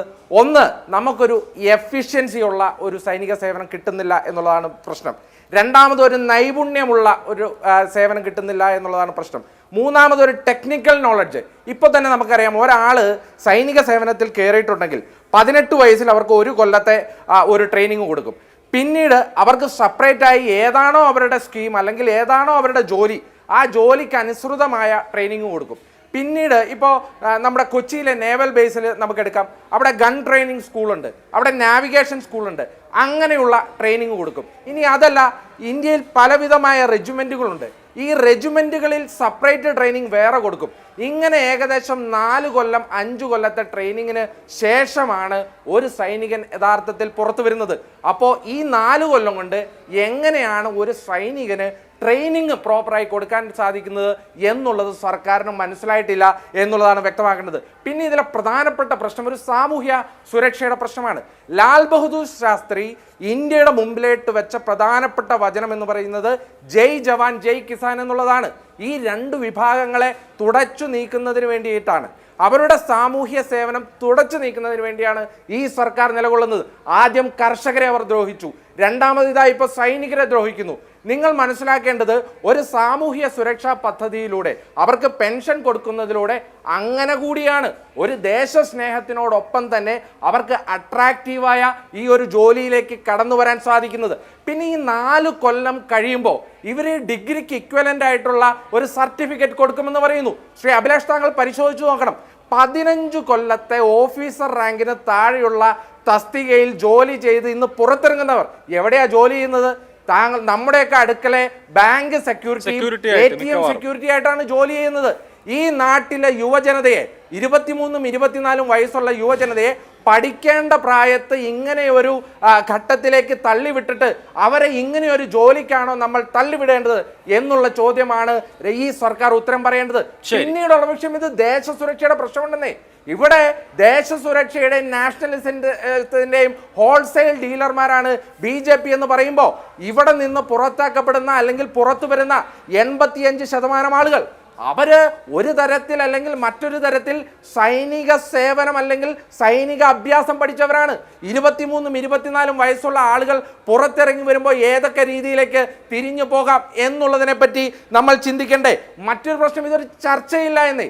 VK സിംഗിന്റെ ട്വീറ്റ് നമ്മൾ കണ്ടതല്ലേ? അദ്ദേഹം ഇന്നെന്തോ തിരുത്തി പറഞ്ഞതായിട്ടാണ് ഞാൻ മനസ്സിലാക്കുന്നത്. VK സിംഗ് തന്നെ പറയുന്നു, എനിക്കറിയില്ല ഇവിടെ എന്താ സംഭവിക്കുന്നത് എന്ന് എനിക്കറിയില്ല എന്ന് പറയുന്നതിലൂടെ മുൻ സൈനിക മേധാവിയായിട്ടുള്ള ഒരു ഉദ്യോഗസ്ഥന് പോലും ഈ സർക്കാരിന്റെ ചാനൽ ചർച്ചകളിൽ അനുകൂലിക്കുന്ന മുൻ സൈനികരും തലയിൽ കൈവച്ചിരിപ്പാണ്. ഒരുപക്ഷെ ശ്രീ ഗോപാലകൃഷ്ണൻ പറഞ്ഞ കാര്യം അവർക്ക് മനസ്സിലാവാത്തതുകൊണ്ടായിരിക്കുമോ? ശ്രീ മണികണ്ഠൻ, ഇവിടെ നേരത്തെ BJPയുടെ പ്രതിനിധി ചൂണ്ടിക്കാണിച്ചു, നോക്കൂ, 22 വയസ്സ് കഴിഞ്ഞ് ഇനി ജോലി 4 വർഷത്തെ സർവീസ് കഴിഞ്ഞ് ഇറങ്ങിയാൽ ഈ ഡിഗ്രിക്ക് ഈക്വലന്റ് ആയിട്ടുള്ള സർട്ടിഫിക്കറ്റ് +2 കഴിഞ്ഞ ആളുകൾക്ക് പിന്നെ മറ്റ് ഫോഴ്സുകളിലോ മറ്റ് തൊഴിലുകളിലോ ഒക്കെ നിങ്ങളെ അബ്സോർബ് ചെയ്യും. അതുകൊണ്ട് യാതൊരു കുഴപ്പവും വരില്ല സാമൂഹ്യ സുരക്ഷിതത്വത്തിന് എന്നാണ് ഇവിടെ നമ്മൾ, അതായത് ഇപ്പം ഉദ്യോഗാർത്ഥികൾ ചെയ്ത കുറ്റങ്ങൾ വെളിപ്പെടുത്തുന്ന കണ്ടു. അതിനു മുമ്പേ ഈ ഉദ്യോഗാർത്ഥികളിൽ എത്ര പേര് മരണപ്പെട്ടിട്ടുണ്ടെന്ന് ഈ പറഞ്ഞ സാറിന് അറിയോ? അത് ചിന്തിക്കുന്ന കാര്യമല്ലല്ലേ. അവരെ എന്തുകൊണ്ട് ഇവിടോട്ട് ഇറക്കിയെന്ന് ആരെങ്കിലും ചിന്തിക്കുന്നുണ്ടോ? ഈ ഒരു നിയമം നിലവിൽ വന്നു കഴിഞ്ഞാൽ, ഇല്ല നിലവിൽ കൊണ്ടുവരാൻ അത്ര നിർബന്ധമാണെങ്കിൽ നിലവിൽ കൊണ്ടുപോവാ. അതിനോടൊപ്പം തന്നെ ഒരു പെർമനന്റ് നിയമനത്തിനുള്ള റാലിയും കൂടി അതിനോടൊപ്പം നടത്തുകയാണെങ്കിൽ എല്ലാവർക്കും, അതായത് ഇന്ത്യൻ ആർമി എന്താണെന്ന് ഇല്ലെങ്കിൽ ഇന്ത്യൻ പ്രതിരോധ സേന എന്താണെന്ന് അറിയേണ്ടവർക്ക് അത് അറിയാനും അതിനോടൊപ്പം തന്നെ പെർമനന്റ് ആയിട്ട് ഇന്ത്യക്ക് വേണ്ടി സേവനം ചെയ്യാനുള്ളവർക്ക് ഒരു അവസരവും കിട്ടണം. അല്ലാതെ ഇത് മാത്രം നടത്തിക്കൊണ്ട് ഒരു പ്രയോജനവും ഇല്ല. 4 വർഷം കൊണ്ട് എന്താകാൻ പറ്റും? ഒന്നും ആകാൻ പറ്റില്ല. ഡയറക്റ്റ് ബോർഡറിലോട്ടാണ് പോകുന്നത് എന്നാണ് എനിക്കറിയാൻ കഴിഞ്ഞത്. ഡയറക്റ്റ് ബോർഡറിൽ പോയിട്ട് വേറൊരാളുമായിട്ട് ഇല്ലെങ്കിൽ വേറെ സീനിയർ ഓഫീസറുമായിട്ടുള്ള ചർച്ചയിൽ അവർക്ക് കറക്റ്റായിട്ടുള്ള കാര്യങ്ങളൊന്നും പറയാൻ പറ്റുന്ന വരില്ല. ഇത് 4 വർഷം കഴിഞ്ഞ് വെളി വന്നോട്ടെ, ഒരു ഡിഗ്രി സർട്ടിഫിക്കറ്റ് കിട്ടും. എന്ത് കാര്യത്തിന്? ഡിഗ്രി കൊണ്ട് എന്തോ ചെയ്യാം? ഒന്നും ചെയ്യാൻ പറ്റത്തില്ല. ഡിഗ്രി ഉള്ള എത്ര പേര് ഇപ്പം നാട്ടിൽ തന്നെ ഉണ്ട്. കഷ്ടപ്പെട്ട് കയറിയതാണിത്. അത് 1 ലക്ഷം ആളുകൾ ഓടിയെടുത്ത് നിന്ന് 5000 പേര് അവസാനം വരെ സെലക്ട് ആയി നിൽക്കുന്നുണ്ടെങ്കിൽ അവരുടെ ആദ്യത്തെ എൻട്രൻസ് എക്സാം നടക്കണം. അത് കഴിഞ്ഞ് 1 സെക്കൻഡിന് പോലും വിട്ടുപോയ കുറേ ആളുകളുണ്ട്. അവരിപ്പോഴും അത് കഴിഞ്ഞിട്ടും വർക്കൗട്ട് ചെയ്തുകൊണ്ടിരിക്കുകയാണ് ഈ ഒരു നിമിഷം വരെ. ഇതൊന്നും ആരും മനസ്സിലാക്കുന്നില്ല. അങ്ങനെ വർക്കൗട്ട് ചെയ്ത് ജോലി കിട്ടുമെന്ന് പ്രതീക്ഷിച്ച് നിൽക്കുന്ന ആളുകളാണ് ഇപ്പോൾ ബീഹാറിലും മറ്റൊക്കെ തെരുവിലിറങ്ങുന്നത്. അവർ വണ്ടി കത്തിക്കുന്നതൊക്കെ കഷ്ടം, പക്ഷേ അങ്ങനെ കത്തിക്കുന്ന മാനസികാവസ്ഥയിലേക്ക് അവർ പോകുന്നത് അതിനേക്കാൾ കഷ്ടം. എനിക്കൊരു ഇടവേള വേണം. ഇടവേളയ്ക്ക് ശേഷം ഞാൻ മടങ്ങിയെത്താം.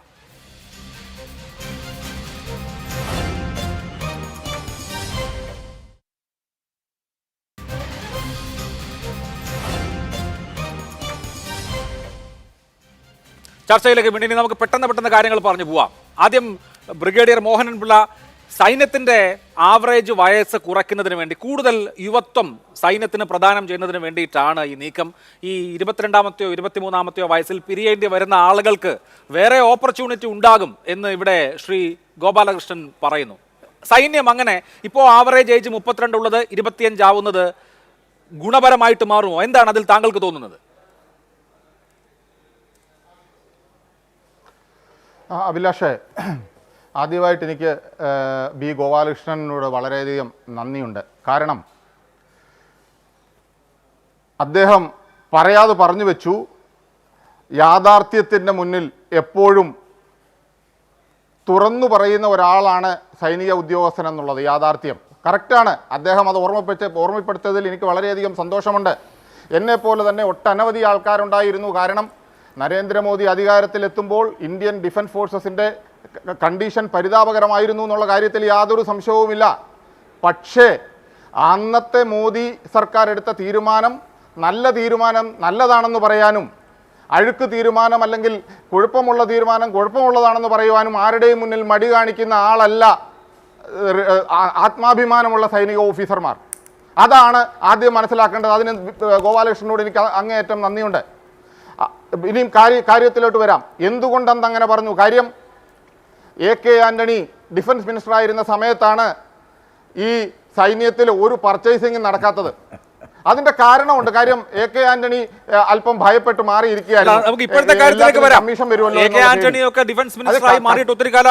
അതുകൊണ്ടാണ് അങ്ങനെ പറഞ്ഞത്. രണ്ടാമത് കാർഷിക നിയമത്തിന്റെ കാര്യത്തിലോട്ട് വരാം. കാർഷിക തെറ്റ് എനിക്ക് തെറ്റുപറ്റിയെന്ന് പറയട്ടെ, അതുകൊണ്ടാണ് ഞാൻ അത് കോട്ട് ചെയ്തത്. ഇനി ഇപ്പൊ നടക്കുന്ന കാര്യം സുബ്രഹ്മണ്യം കമ്മിറ്റിയുടെ റിപ്പോർട്ട് ഞാൻ ഗോപാലകൃഷ്ണനോട് ഫുൾ എഗ്രി ചെയ്യാം. പുൽവാമ അറ്റാക്കിലെ കംപ്ലീറ്റ് റിപ്പോർട്ടും പുറത്തുവിടണം. കാരണം 800 പേരെ ഒരേ സമയത്ത് കോൺവോയിൽ എടുത്തുകൊണ്ട് പോകാനായിട്ട് ആരാ നിർദ്ദേശം കൊടുത്തു ഇന്ന് വരെ പുറത്തു വന്നിട്ടില്ല. അതായത് ഇന്ത്യൻ ആർമി നിയമങ്ങൾ, പേര് കൂടുതൽ ഉണ്ടെന്നുണ്ടെങ്കിൽ ഒരു ജാമർ പോകണം. കാര്യം അഗ്നിപഥത്തിനെ കുറിച്ചാണല്ലോ നിങ്ങൾ ചർച്ച ചെയ്തത്. ചർച്ച അഗ്നിപഥാണ്, പുൽവാമയിലല്ല. സുബ്രഹ്മണ്യം കമ്മിറ്റിയുടെ ശുപാർശയിൽ അഗ്നിപഥം ഉണ്ടോ ഇല്ലയോ? ബ്രിഗേഡിയർ എന്ന നിലയിൽ സത്യം പറയണം. നിങ്ങൾ ബ്രിഗേഡിയർ ആണെങ്കിൽ സത്യം പറയണം. നിങ്ങൾ ബ്രിഗേഡിയർ ആണെങ്കിൽ സത്യം പറയണം. ഈ സിറ്റുവേഷൻ സുബ്രഹ്മണ്യം കമ്മിറ്റി പറഞ്ഞിട്ടുണ്ടോ ഇല്ലയോ? ശുപാർശയിൽ ഉണ്ടോ ഇല്ലയോ? ബ്രിഗേഡിയർ ആണെങ്കിൽ സത്യം പറയണം.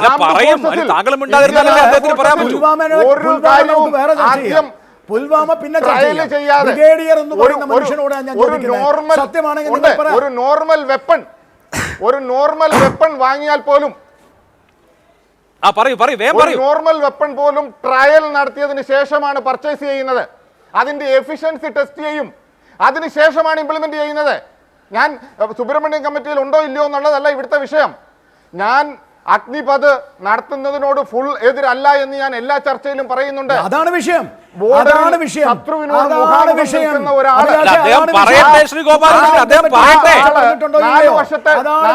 മാത്രം അതാണ് വിഷയം. അദ്ദേഹത്തിന്റെ അഭിപ്രായം പറയട്ടെ ശ്രീ ഗോപാലകൃഷ്ണൻ. അതിനൊക്കെ ഞാൻ മറുപടി പറയാം. അല്ല പറഞ്ഞോളൂ, അതിന് ആദ്യം അദ്ദേഹത്തെ പറയാൻ സമ്മതിക്കും, എന്നിട്ടല്ലേ ബാക്കി. അത് പറ ബ്രിഗേഡിയർ, വെറുതെ അങ്ങനെ അതും ഇതും പറഞ്ഞ് രാഷ്ട്രീയം പറഞ്ഞു പോകല്ലേ. ഞാൻ പറഞ്ഞ സുബ്രഹ്മണ്യം കമ്മിറ്റിയിൽ എനിക്ക് അത് പറഞ്ഞാൽ മതി, ഞാൻ ബാക്കിയൊന്നും പറയില്ല. സുബ്രഹ്മണ്യം കമ്മിറ്റിയിൽ ശുപാർശ പറഞ്ഞിട്ടുണ്ടോ ഇല്ലയോ? എന്റെ കയ്യിൽ ഈ കമ്മിറ്റി ഉണ്ട്.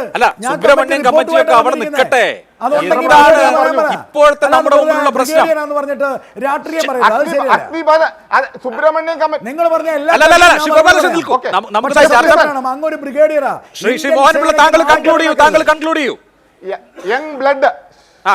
അതൊന്നും പറ്റില്ല.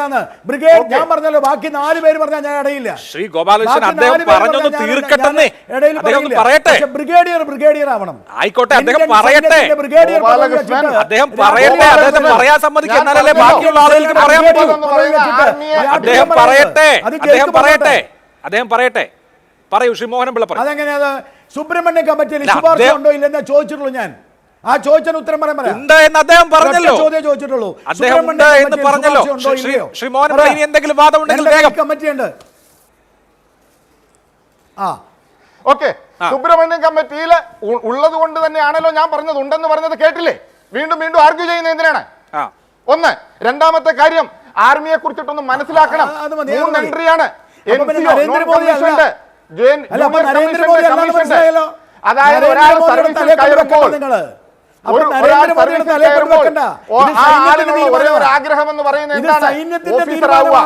ഇത് സൈന്യത്തിന്റെ എന്തുമാത്രം കമ്മിറ്റികൾ പറയുന്നതെല്ലാം ഇത് ക്യാബിനറ്റ് കമ്മിറ്റി ഓൺ സെക്യൂരിറ്റീസ് എടുത്ത തീരുമാനമാണ്. ശ്രീ വി ഗോപാലകൃഷ്ണൻ, ശുപാർശകൾ റിപ്പോർട്ടുകളൊക്കെ പലതുണ്ടാവും. ഇത് തീരുമാനമെടുത്തതിന്റെ പിതൃത്വമെങ്കിലും ഒന്ന് അംഗീകരിക്ക്. അതല്ലാതെ അതൊക്കെ മോശമാണ്. മിസ്റ്റർ ഗോപാലകൃഷ്ണൻ, തീരുമാനമാണെങ്കിൽ ക്യാബിനറ്റ് കമ്മിറ്റി ഓൺ സെക്യൂരിറ്റീസ് ചേർന്ന് തീരുമാനമെടുത്തതാണ്. ഇത് നയപരമായി നരേന്ദ്രമോദി സർക്കാർ എടുത്ത തീരുമാനമാണ്. നിങ്ങൾ ഇനി ഏതെങ്കിലും സുബ്രഹ്മണ്യനാണ് രാമകൃഷ്ണനാണെന്നൊന്നും പറയല്ലേ. സൈന്യം നടപ്പാക്കാൻ നിശ്ചയിക്കപ്പെട്ടതാ. ശരി, വരട്ടെ. ശരി, ആ തർക്കം കഴിഞ്ഞു. 20 വർഷം ചർച്ച ചെയ്തിട്ട് ശരി, അല്ല, ആ തർക്കം കഴിഞ്ഞു. ശ്രീ ജെയ്ക്സി തോമസ് നരേന്ദ്രമോദിനെ തലേ കൊണ്ട് വെക്കണം. അത് ശരി, ക്യാബിനറ്റ് കമ്മിറ്റി ഓൺ സെക്യൂരിറ്റീസ് ആണ് തീരുമാനമെടുത്തത്. ഇത് സർക്കാരിന്റെ നയപരമായ തീരുമാനം എന്നുള്ള നിലയിലാണ് പുറത്തു വന്നത്. അതിനെ ഡിഫെൻഡ് ചെയ്യാൻ പറ്റില്ല എന്നുണ്ടോ ശ്രീ ഗോപാലകൃഷ്ണൻ?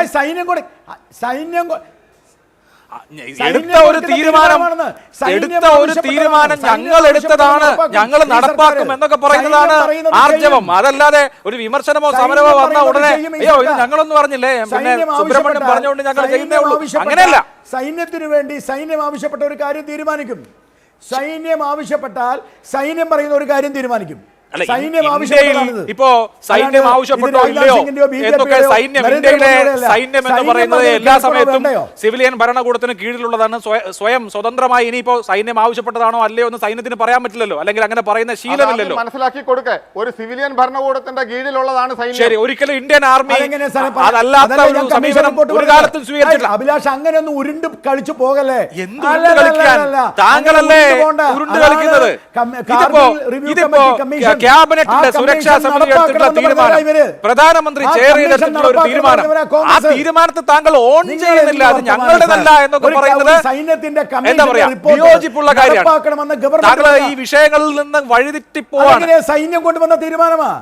സൈന്യത്തിന്റെ ഇന്ത്യയിൽ സൈന്യത്തിന് സ്വന്തമായി തീരുമാനമെടുക്കാൻ കഴിയുമോ ശ്രീ ഗോപാലകൃഷ്ണൻ? സർക്കാർ കൊണ്ടുവന്നതാണ്. അങ്ങനെ സ്വയം തീരുമാനമെടുത്ത് പോകുന്ന ഒരു സംവിധാനമാണോ ഇന്ത്യയുടെ സേന?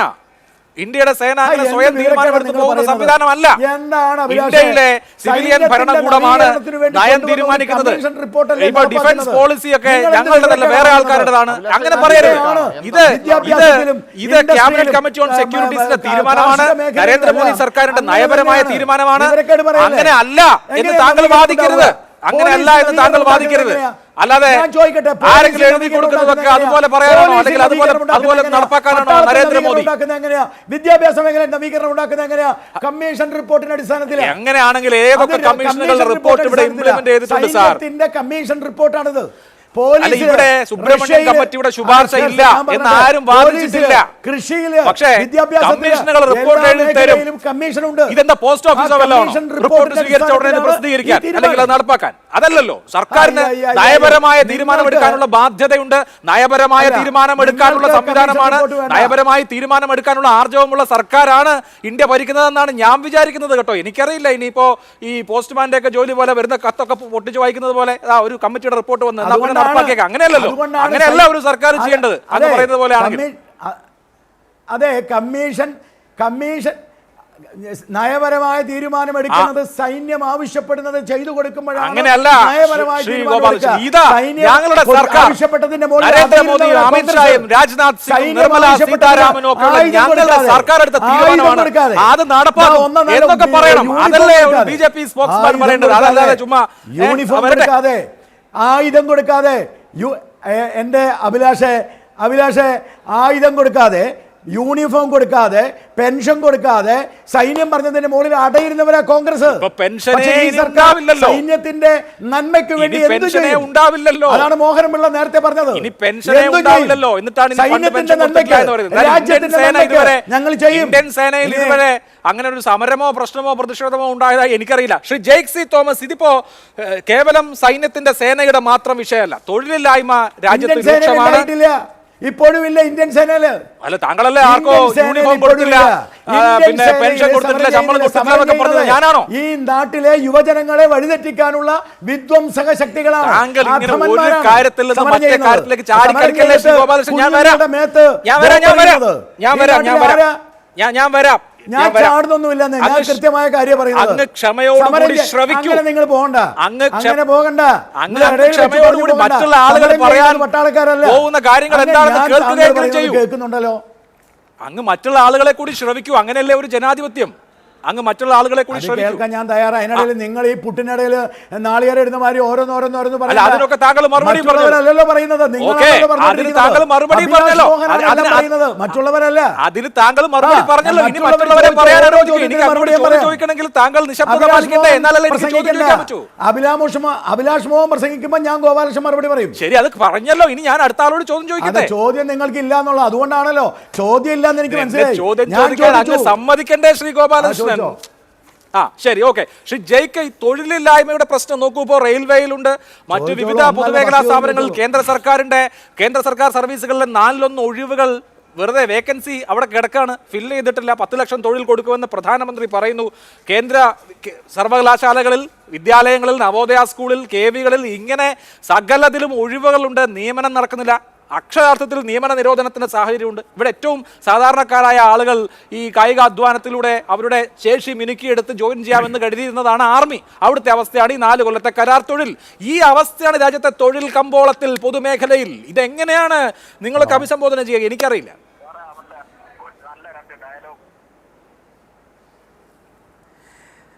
അതായത് ബഹുമാനീയനായ സംഘപരിവാരത്തിന്റെ പ്രചാരകൻ അദ്ദേഹം സ്വതസിദ്ധമായി മറ്റേത് സംവാദത്തിലും ചെയ്യാറുള്ളത് പോലെ തന്നെ നമ്മളുടെ ഈ സംവാദത്തെ എത്രമാത്രം അലമ്പാക്കാൻ കഴിയുമോ, എത്രമാത്രം അതിൻ്റെ സംവേദനക്ഷമത തകർക്കാൻ കഴിയുമോ, അതിലാണ് അദ്ദേഹം ആകെ ഗവേഷണത്തിൽ ഏർപ്പെട്ടിരിക്കുന്നത്. സ്വാഭാവികമാണ്, ഇദ്ദേഹത്തിൻ്റെ സംവാദം കേൾക്കുന്ന ആളുകൾക്കും അത് ഒരു അത്ഭുതമല്ല. ഞാനതിൽ കൂടുതൽ പറയാൻ വേണ്ടി ആഗ്രഹിക്കുന്നില്ല. പക്ഷേ അദ്ദേഹം ഈ ചോദ്യങ്ങളെ അഭിസംബോധന ചെയ്യേണ്ടതെന്നപ്പോൾ അദ്ദേഹം പറയുകയുണ്ടായി. അതായത് ഇത്തരത്തിൽ 4 വർഷക്കാലം ജോലിയിലൂടെ, സേവനത്തിലൂടെ കരുത്തു നേടുന്ന ചെറുപ്പക്കാർ മറ്റു 100 കണക്കിന് മേഖലകളിലേക്ക് റിക്രൂട്ട് ചെയ്യപ്പെടും. അവിടെയൊക്കെ അവർക്ക് പ്രത്യേക പരിഗണന ലഭിക്കും. കേന്ദ്ര സർക്കാർ സർവീസിൽ തന്നെ അസാധാരണമായ പ്രാമുഖ്യം ലഭിക്കും. അതുവഴി എല്ലാവർക്കും തൊഴിൽ നൽകുന്ന ഇപ്പോഴത്തെ ആ 10 ലക്ഷം എന്നുള്ള മോഹനസുന്ദരമായ പ്രഖ്യാപനം ഉണ്ടല്ലോ, ആ പ്രഖ്യാപനത്തോട് നീതി പുലർത്താൻ കഴിയുന്ന പമ്പരമായ കള്ളം അദ്ദേഹം വീണ്ടും ആവർത്തിക്കുകയാണ്. എന്താണ് നമ്മുടെ ഇന്ത്യയുടെ മുമ്പിലുള്ള യാഥാർത്ഥ്യം? എന്താണ്? 14 ലക്ഷമാണ് ഇന്ത്യൻ മിലിറ്ററിയുടെ സ്ട്രെങ്ത് എന്ന് പറയുന്നത്. 64,000 പേർ പ്രതിവർഷം പ്രതിവർഷം വിരമിക്കുന്നുണ്ട്. 64,000 പേർ. അതോടൊപ്പം തന്നെ 100-ലധികം വരുന്ന റിക്രൂട്ട്മെന്റ് റാലികൾ നടത്തപ്പെടുന്നു. ഈ പ്രക്രിയ നടന്നുകൊണ്ടിരുന്ന ഇന്ത്യൻ മിലിറ്ററിയിൽ കഴിഞ്ഞ 2 വർഷമായി പാൻഡമിക്കിന്റെ പേരിൽ ഒറ്റ റിക്രൂട്ട്മെന്റ് റാലി നടന്നിട്ടില്ല. ബ്രിജേഷിന്റെ അനുഭവം ടൈംസ് ഓഫ് ഇന്ത്യ ഉൾപ്പെടെയുള്ള പത്രങ്ങൾ റിപ്പോർട്ട് ചെയ്യപ്പെടുകയുണ്ടായി. സിക്കറിൽ നിന്ന് ഇന്ത്യൻ ദേശീയ പതാക ഉയർത്തിപ്പിടിച്ചുകൊണ്ട് 21 വയസ്സുകാരനായ ചെറുപ്പക്കാരൻ 50 മണിക്കൂർ ഓടി രാജ്യതലസ്ഥാനത്തേക്ക്. ഇന്ത്യൻ ദേശീയ പതാകയാണ് ഉയർത്തിപ്പിടിച്ചത്. ബഹുമാനീയനായ RSSന്റെ പ്രതിനിധി കണ്ടിട്ടുണ്ടോ? സംഘപരിവാരത്തിന്റെ പ്രചാരകൻ കണ്ടിട്ടുണ്ടോ? അതൊന്നും അവർ കാണില്ല. അവരുടെ ചിത്രങ്ങളിൽ ഇത്തരം ആളുകൾ ഉണ്ടാവില്ല. 2 വർഷക്കാലം നിയമനം നിർത്തിവെച്ചു. അപ്പോഴെന്താ? 21 വയസ്സുള്ള ആയിരക്കണക്കിന് ചെറുപ്പക്കാർ 23ലേക്ക് വന്നു. യോഗ്യതയുണ്ടായിരുന്നവർ ജോലി ലഭ്യത ഇല്ലാതെ തകർന്നടിഞ്ഞു പോയി. ഇതിന്റെ പ്രശ്നം മാത്രമാണോ? ഇതിന്റെ തുടർച്ചയിൽ ഇവർ ജോലി കൊടുക്കുമെന്ന് പറയുന്നു. ഏത് സ്ഥാപനത്തിൽ ജോലി കൊടുക്കുമെന്നാണ് ഇന്ന് അങ്ങേക്കറിയുമോ? ഇന്ന് ആകസ്മികമായി നമ്മൾ ഈ സംവാദത്തിനായി ഒത്തുചേരുന്ന ദിവസം ഇന്ത്യയിൽ ആദ്യത്തെ സ്വകാര്യ ട്രെയിൻ യാത്ര ആരംഭിച്ച ദിവസമാണ്. റെയിൽ ബോർഡിൽ നിങ്ങൾ ജോലി കൊടുക്കുവോ? പരീക്ഷ നടത്തുവോ? പ്രതിഭയുള്ള രാജ്യത്തെ ലക്ഷക്കണക്കിന് യുവതി യുവാക്കൾ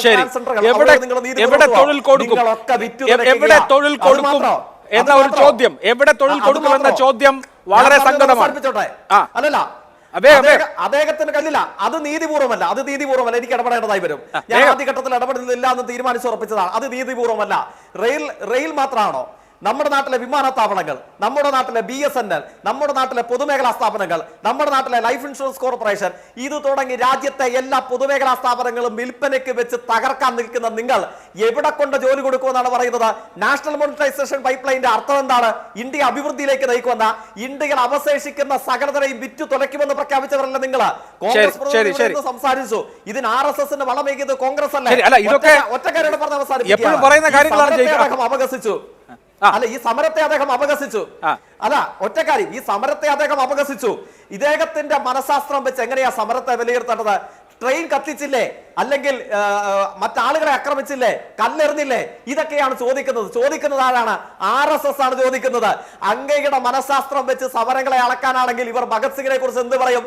ഇന്ത്യൻ പാർലമെന്റിന് നേരെ, ബ്രിട്ടീഷ് പാർലമെന്റിന് നേരെ ബോംബെറിഞ്ഞ തീവ്രവാദിയാണ് ഭഗത് സിംഗ്. അങ്ങനെ വേണം വായിക്കാൻ. അങ്ങനെയല്ലേ നിങ്ങൾ സമരങ്ങളെ വായിക്കുന്നത്? നിങ്ങൾ ഈ ലക്ഷക്കണക്കിന് ചെറുപ്പക്കാരെ വറുതിയിലേക്ക് ഉപജീവനത്തിന് സാമാന്യം ദീർഘമായി തന്നെ വിഷയങ്ങളൊക്കെ സംസാരിച്ചല്ലോ ശ്രീ ജയ്ക്ക്. Okay, fine. ശ്രീ ഗോപാലകൃഷ്ണനിലേക്ക് വരുന്നതിന് മുൻപ് ശ്രീ അബിൻ വർക്കി നോക്കൂ, 5,25,166 കോടിയാണ് നമ്മുടെ പ്രതിരോധ ബജറ്റ്. അതിൽ 1,19,696 കോടിയാണ് ഇപ്പോൾ പെൻഷനായി കൊടുക്കുന്നത്. 2,33,000 കോടി റവന്യൂ ചെലവ്, അതായത് ശമ്പളം അടക്കമുള്ള വിവിധ ചെലവുകൾ. ബാക്കി ഈ സൈന്യത്തെ നവീകരിക്കാൻ, ആയുധങ്ങൾ വാങ്ങാൻ ഒക്കെ ഉള്ള തുക വളരെ തുച്ഛമാണ് നമ്മുടെ ബജറ്റിൽ. അതിൻ്റെ സിംഹഭാഗവും ഇങ്ങനെയുള്ള ചെലവുകൾക്ക് പോകുന്നതുകൊണ്ട്, അതുകൊണ്ട് ഭാവിയിൽ പെൻഷൻ ഭാരം ലഘൂകരിക്കണം, ശമ്പള ഭാരം ലഘൂകരിക്കണം, ഇതൊക്കെയാണ് ടാർഗറ്റ്. അങ്ങനെ നമ്മളൊരു ഇപ്പോൾ ഒരു സ്വകാര്യ കമ്പനികളൊക്കെ അങ്ങനെയൊക്കെ ആയിരിക്കുമല്ലോ. ആ അർത്ഥത്തിൽ സൈന്യത്തെ പ്രൊഫഷണൽ ആക്കാനാണ് ഇത് ചെയ്യുന്നതെങ്കിലോ? ഇത് സൈന്യത്തിൽ കൂലിപ്പണി ഉണ്ടാക്കലാണ് സത്യം പറഞ്ഞാൽ ഇപ്പോൾ ഈ സർക്കാർ ചെയ്തുകൊണ്ടിരിക്കുന്നത്. ഇപ്പോൾ പെൻഷൻ കട്ട് ഓഫാണ് അവർ ഉദ്ദേശിക്കുന്നതെങ്കിൽ ഇപ്പോഴുള്ള ഗ്രാൻഡ് വിസ്താരയുടെ പണി തന്നെ ഏതാണ്ട് 20,000 കോടി രൂപ വരും. ഇവിടുത്തെ കോർപ്പറേറ്റ് ടാക്സ് തിരിച്ചു പിടിച്ചാൽ തന്നെ ഏതാണ്ട് 50,000 കോടി രൂപ വരും. ഇങ്ങനെ എത്രയെത്ര സംഗതികളിലൂടെ ഈ സർക്കാരിന് എത്രയെത്ര പണം ഉണ്ടാക്കാൻ സാധിക്കും? അതൊന്നും നോക്കാതെ ഇവിടുത്തെ സാധാരണ യുവാക്കളുടെ നെഞ്ചത്തടിക്കുന്ന നടപടിയാണ് ഈ സർക്കാർ ഇപ്പോൾ എടുത്തുകൊണ്ടിരിക്കുന്നത്. നമുക്കറിയാം 2020 മാർച്ച് 1 വരെ പാർലമെൻറ്റിൽ പറഞ്ഞ കണക്കനുസരിച്ച് 8,72,243 ഒഴിവുകൾ കേന്ദ്ര സർക്കാരിലുണ്ട്. ഇപ്പോൾ 2 കൊല്ലം കൂടി കഴിയുമ്പോൾ അത് ഏതാണ്ട് 11-12 ലക്ഷം ഒഴിവുകളുണ്ട്. അപ്പോൾ ഇവിടെ വലിയ രീതിയിലുള്ള തൊഴിലില്ലായ്മ ഈ നാട്ടിൽ ഉണ്ട് എന്നുള്ളത് നമ്മൾ മനസ്സിലാക്കണം. അതുകൊണ്ട് തന്നെയാണ് ഈ തൊഴിലില്ലായ്മയെ മറച്ചു വെക്കാൻ വേണ്ടിയിട്ടാണ് സർക്കാർ ഇപ്പോൾ ഇങ്ങനെ ഒരു ചെപ്പടി വിദ്യയുമായി കടന്നു വരുന്നത്. 2 കോടി ജോലി കൊടുക്കാമെന്ന മോഹന സുന്ദര വാഗ്ദാനവുമായാണ് ഈ സർക്കാർ കടന്നു വന്നത്. 2 കോടി ജോലി പോയിട്ട് ഈ ഇന്ത്യ ചരിത്രത്തിലെ ഏറ്റവും കൂടുതൽ തൊഴിലില്ലായ്മ നിരക്ക് ഉള്ള ഒരു കൊല്ലങ്ങളിലൂടെയാണ് നമ്മൾ കടന്നു പോകുന്നത്. പിന്നെ ഇവിടെ BJPക്കാർ പ്രധാനമായി പറയുന്ന കാര്യമുണ്ടല്ലോ, ഇവിടെ റിക്രൂട്ട്മെന്റ് ബോർഡെ നിർത്തലാക്കുകയാണ്. ഇവിടെ സാധാരണ ഒരാൾക്ക് ഓഫീസർ റാങ്കിന് താഴെ വരണമെന്നുണ്ടെങ്കിൽ ഇനി തൊട്ട് അഗ്നിപത് എന്ന് പറയുന്ന ഈ ഒരു സ്കീം മാത്രമേ നിലവിലുള്ളൂ. ഈ ഒരു സ്കീം പാരലായി, ഇപ്പോഴത്തെ റിക്രൂട്ട്മെന്റിന് പാരലായിട്ടാണെങ്കിൽ നമുക്കത് അംഗീകരിക്കാം. കാരണം അമേരിക്ക പോലുള്ള രാജ്യങ്ങളിൽ ഇങ്ങനെയുള്ള സ്കീമുകളുണ്ട്. അപ്പോൾ ഇങ്ങനെയല്ല ഇത് നടക്കുന്നത് എന്നുള്ളതാണ് വ്യക്തമാക്കുന്നത്. പിന്നെ AK ആന്റണിയെ കുറിച്ചൊക്കെ പറഞ്ഞു പോകുമ്പോൾ ഒരൊറ്റ കാര്യം മാത്രം ഞാൻ ചേർത്തുകൊണ്ട് ഇവിടെ അവസാനിപ്പിക്കാൻ ആഗ്രഹിക്കുകയാണ്. ഇവിടുത്തെ ആവറേജ് ഡിഫൻസ് ബഡ്ജറ്റ് 12.58% AK ആന്റണിയുടെ കാലഘട്ടത്തിലാണ് ഉയർന്നത്. ഫണ്ട് അലോക്കേഷൻ 100% നടത്തിയത് AK ആന്റണിയുടെ കാലഘട്ടത്തിലാണ്. ചരിത്രത്തിൽ ആദ്യമായി 1.5 ലക്ഷം ട്രൂപ്പിലേക്ക് ഇന്ത്യൻ സൈന്യം വന്നത് AK ആന്റണിയുടെ കാലഘട്ടത്തിലാണ്. ഇപ്പൊ ബ്രിഗേഡിയർ വലിയ കാര്യങ്ങളൊക്കെ പറഞ്ഞല്ലോ. അദ്ദേഹം മനസ്സിലാക്കേണ്ടത് എക്സ് സർവീസ്മെന്റെ ബെനിഫിറ്റുകൾ പൂർണ്ണമായും കൊടുത്തു തീർത്തിട്ടാണ് AK ആന്റണിയുടെ കാലഘട്ടം കടന്നുപോയത്. അപ്പോൾ AK ആന്റണിയുടെ കാലഘട്ടം ഒന്നും പറഞ്ഞ് ഇപ്പോഴത്തെ ഈ ജനവിരുദ്ധ നടപടിയെ നിങ്ങൾ ഇവിടെ പ്രതിരോധിക്കാൻ ശ്രമിക്കേണ്ട. ഒറ്റ ചോദ്യം ഗോപാലകൃഷ്ണൻ ബഹുമാനപ്പെട്ട BJP പ്രതിനിധിയോട് ചോദിച്ച് ഞാൻ അവസാനിപ്പിക്കുകയാണ്. അദ്ദേഹം ആദ്യം പറഞ്ഞപ്പോൾ ഒരു കാര്യം പറഞ്ഞു, നിങ്ങളത് ശ്രദ്ധിക്കാത്തതാണോ പ്രതികരിക്കാത്തതാണോ എന്ന് എനിക്കറിയില്ല.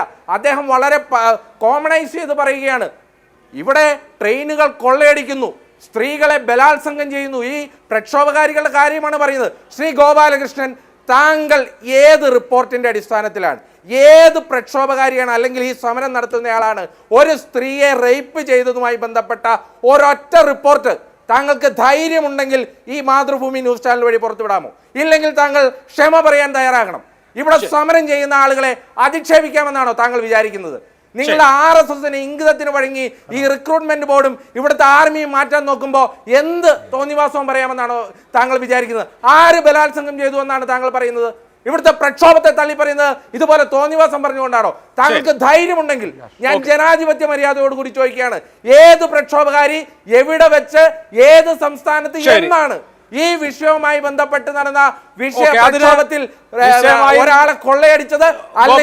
മറുപടി പറയേണ്ടതാണ്. അത് ചൂണ്ടിക്കാണിച്ചത് നന്നായി. അദ്ദേഹത്തിന്റെ സംസാരത്തിന്റെ തുടക്കത്തിലായതുകൊണ്ടാണ് ഞാൻ ഇടപെടാത്തത്. കാരണം നമ്മൾ പിന്നെ ഒരു കോൺഫ്രണ്ടേഷൻ ഉണ്ടാക്കി എന്ന് വേണ്ടല്ലോ എന്ന് കരുതി. എന്തായാലും അത് ചൂണ്ടിക്കാണിച്ചത് നന്നായി. ഇടവേളയുണ്ട്, ഇടവേളയ്ക്ക് ശേഷം അതിൽ അദ്ദേഹത്തിന്റെ മറുപടി പ്രതീക്ഷിക്കാം.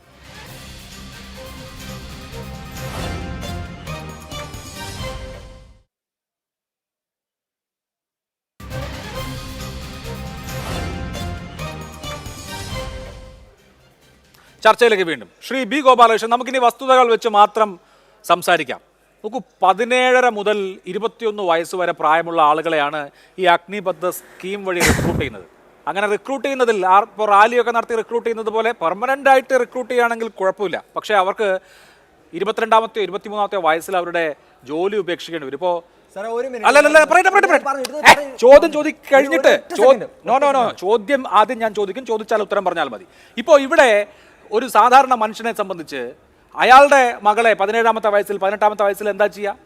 ഗ്രാജുവേഷൻ അയക്കും, അത് കഴിഞ്ഞ് PG അയക്കും. ഇതൊക്കെ കഴിഞ്ഞിട്ടാണ് തൊഴിലവസരത്തിനുള്ള സാധ്യത. അപ്പോൾ സാധാരണ നിലയ്ക്ക് ഒരാൾ തൊഴിലവസരം 22ാമത്തെയോ 23ാമത്തെ വയസ്സിൽ തേടി എത്തുന്ന പ്രായത്തിൽ തൊഴിൽ രഹിതനായി ഒരാൾ പുറത്തിറങ്ങാണ്. അയാൾക്ക് ആര് ജോലി കൊടുക്കുന്നതാണ്? ഇപ്പോഴുള്ള വിമുക്ത ഭടന്മാർ എവിടെയൊക്കെയാണ് ജോലി ചെയ്യുന്നത്? അത് 10ാം ക്ലാസ് യോഗ്യതയുള്ള, പരമാവധി പോയാൽ 12ാം ക്ലാസ് യോഗ്യതയുള്ള ആൾക്ക് ആരെവിടെ ജോലി കൊടുക്കുമെന്നാണ് സാർ പറയുന്നത്? ഈ ഇങ്ങനെയുള്ള തൊഴിൽ രഹിതരുടെ പടയെ ഓരോ വർഷവും 4 വർഷത്തിന് ശേഷം ഓരോ വർഷവും 75% വെച്ച് പുറത്തിറക്കാൻ പോവാണ്.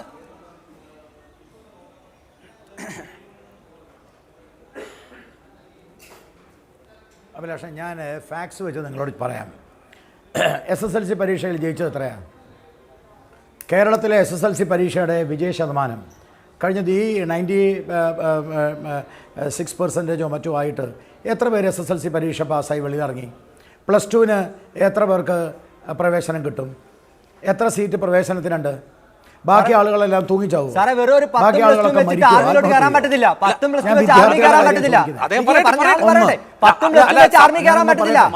ഫിസിക്കലി ഫിറ്റ് ആയിരിക്കണം. 5.5 മിനിറ്റിൽ ഓടി എത്തണം.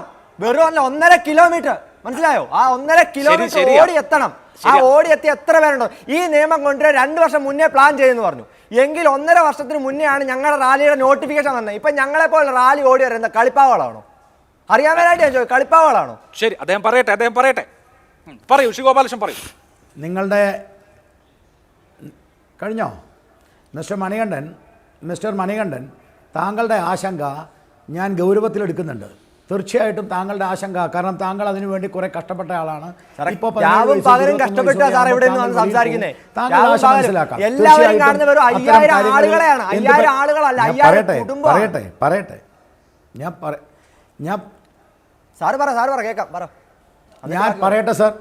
പറയട്ടെ ഞാൻ പറഞ്ഞു കഴിഞ്ഞാൽ നിങ്ങൾക്ക് മനസ്സിലാവും. ഒന്ന് കേൾക്കട്ടെ. ഇതേപോലെ തന്നെ താങ്കൾ പറഞ്ഞതുപോലെ തന്നെ വളരെ കഷ്ടപ്പെട്ട് പ്രയാസപ്പെട്ട് പഠിച്ചവരാണല്ലോ PSCക്ക് റാങ്ക് മേടിച്ചിരിക്കുന്ന ആളുകൾ. ആ PSCക്ക് റാങ്ക് മേടിച്ചിരിക്കുന്ന ആളുകളുടെ കേരളത്തിലെ സ്ഥിതി താങ്കൾക്ക് അറിയാലോ. അപ്പോൾ അതവിടെ നിൽക്കട്ടെ. താങ്കൾ പറഞ്ഞത് തീർച്ചയായിട്ടും ഞാനടക്കമുള്ള എൻ്റെ സംഘടന പരിഗണിക്കും, യാതൊരു സംശയവുമില്ല. അത്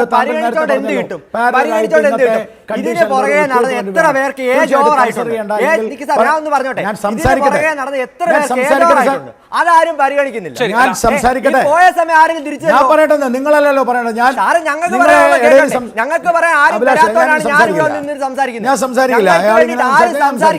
ഞാനിപ്പോ ഇവിടെ ഒന്ന് സംസാരിക്കുന്നത്. ശരി, ഇനി അദ്ദേഹം പറയും. അദ്ദേഹം മറുപടി പറയും. സാർ പറയുന്നില്ലേ? താങ്കളെ പോലെ ഈ നാട്ടിൽ തൊഴിലില്ലാത്ത പല ആളുകളുമുണ്ട്. എഞ്ചിനീയറിംഗ് ഡിഗ്രി എടുത്ത് വെളിയിൽ വന്നിട്ട് അപ്രൻറ്റീസായിട്ട് 12 മാസം ജോലി ചെയ്തിട്ട് അപ്രൻറ്റീസ് പോസ്റ്റ് കിട്ടാതെ തിരിച്ചു വരുന്ന 10,000-കണക്കിന് ആളുകൾ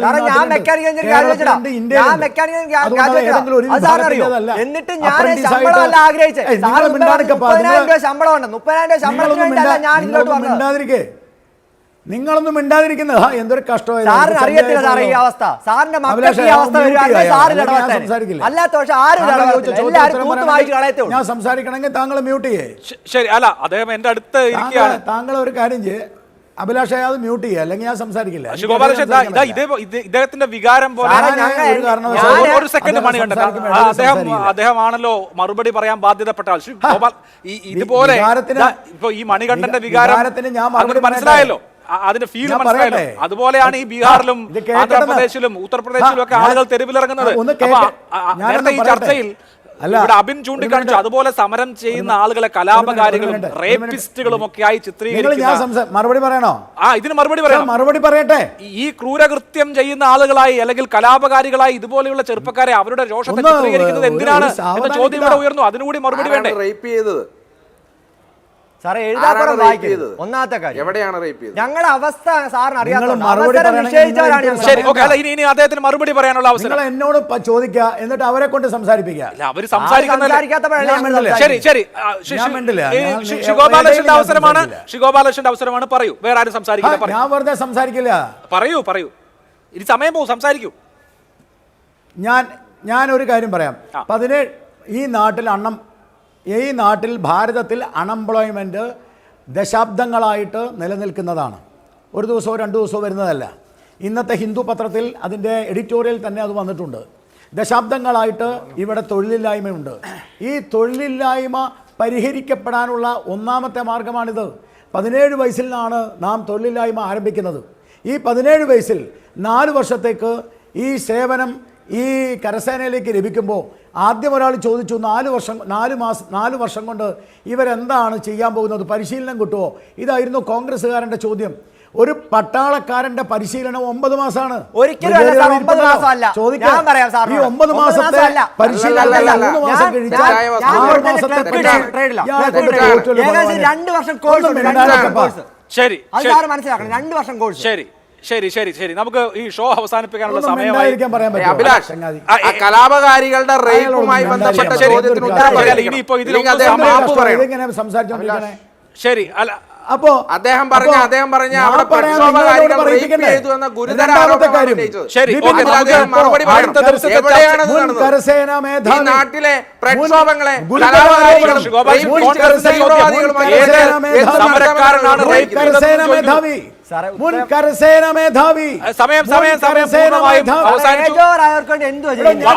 വളരെ നന്ദി. ചർച്ചയിൽ പങ്കെടുത്ത എല്ലാവർക്കും ഇടവേളയ്ക്ക് ശേഷം 5 വാർത്ത കാണാം. നമസ്കാരം.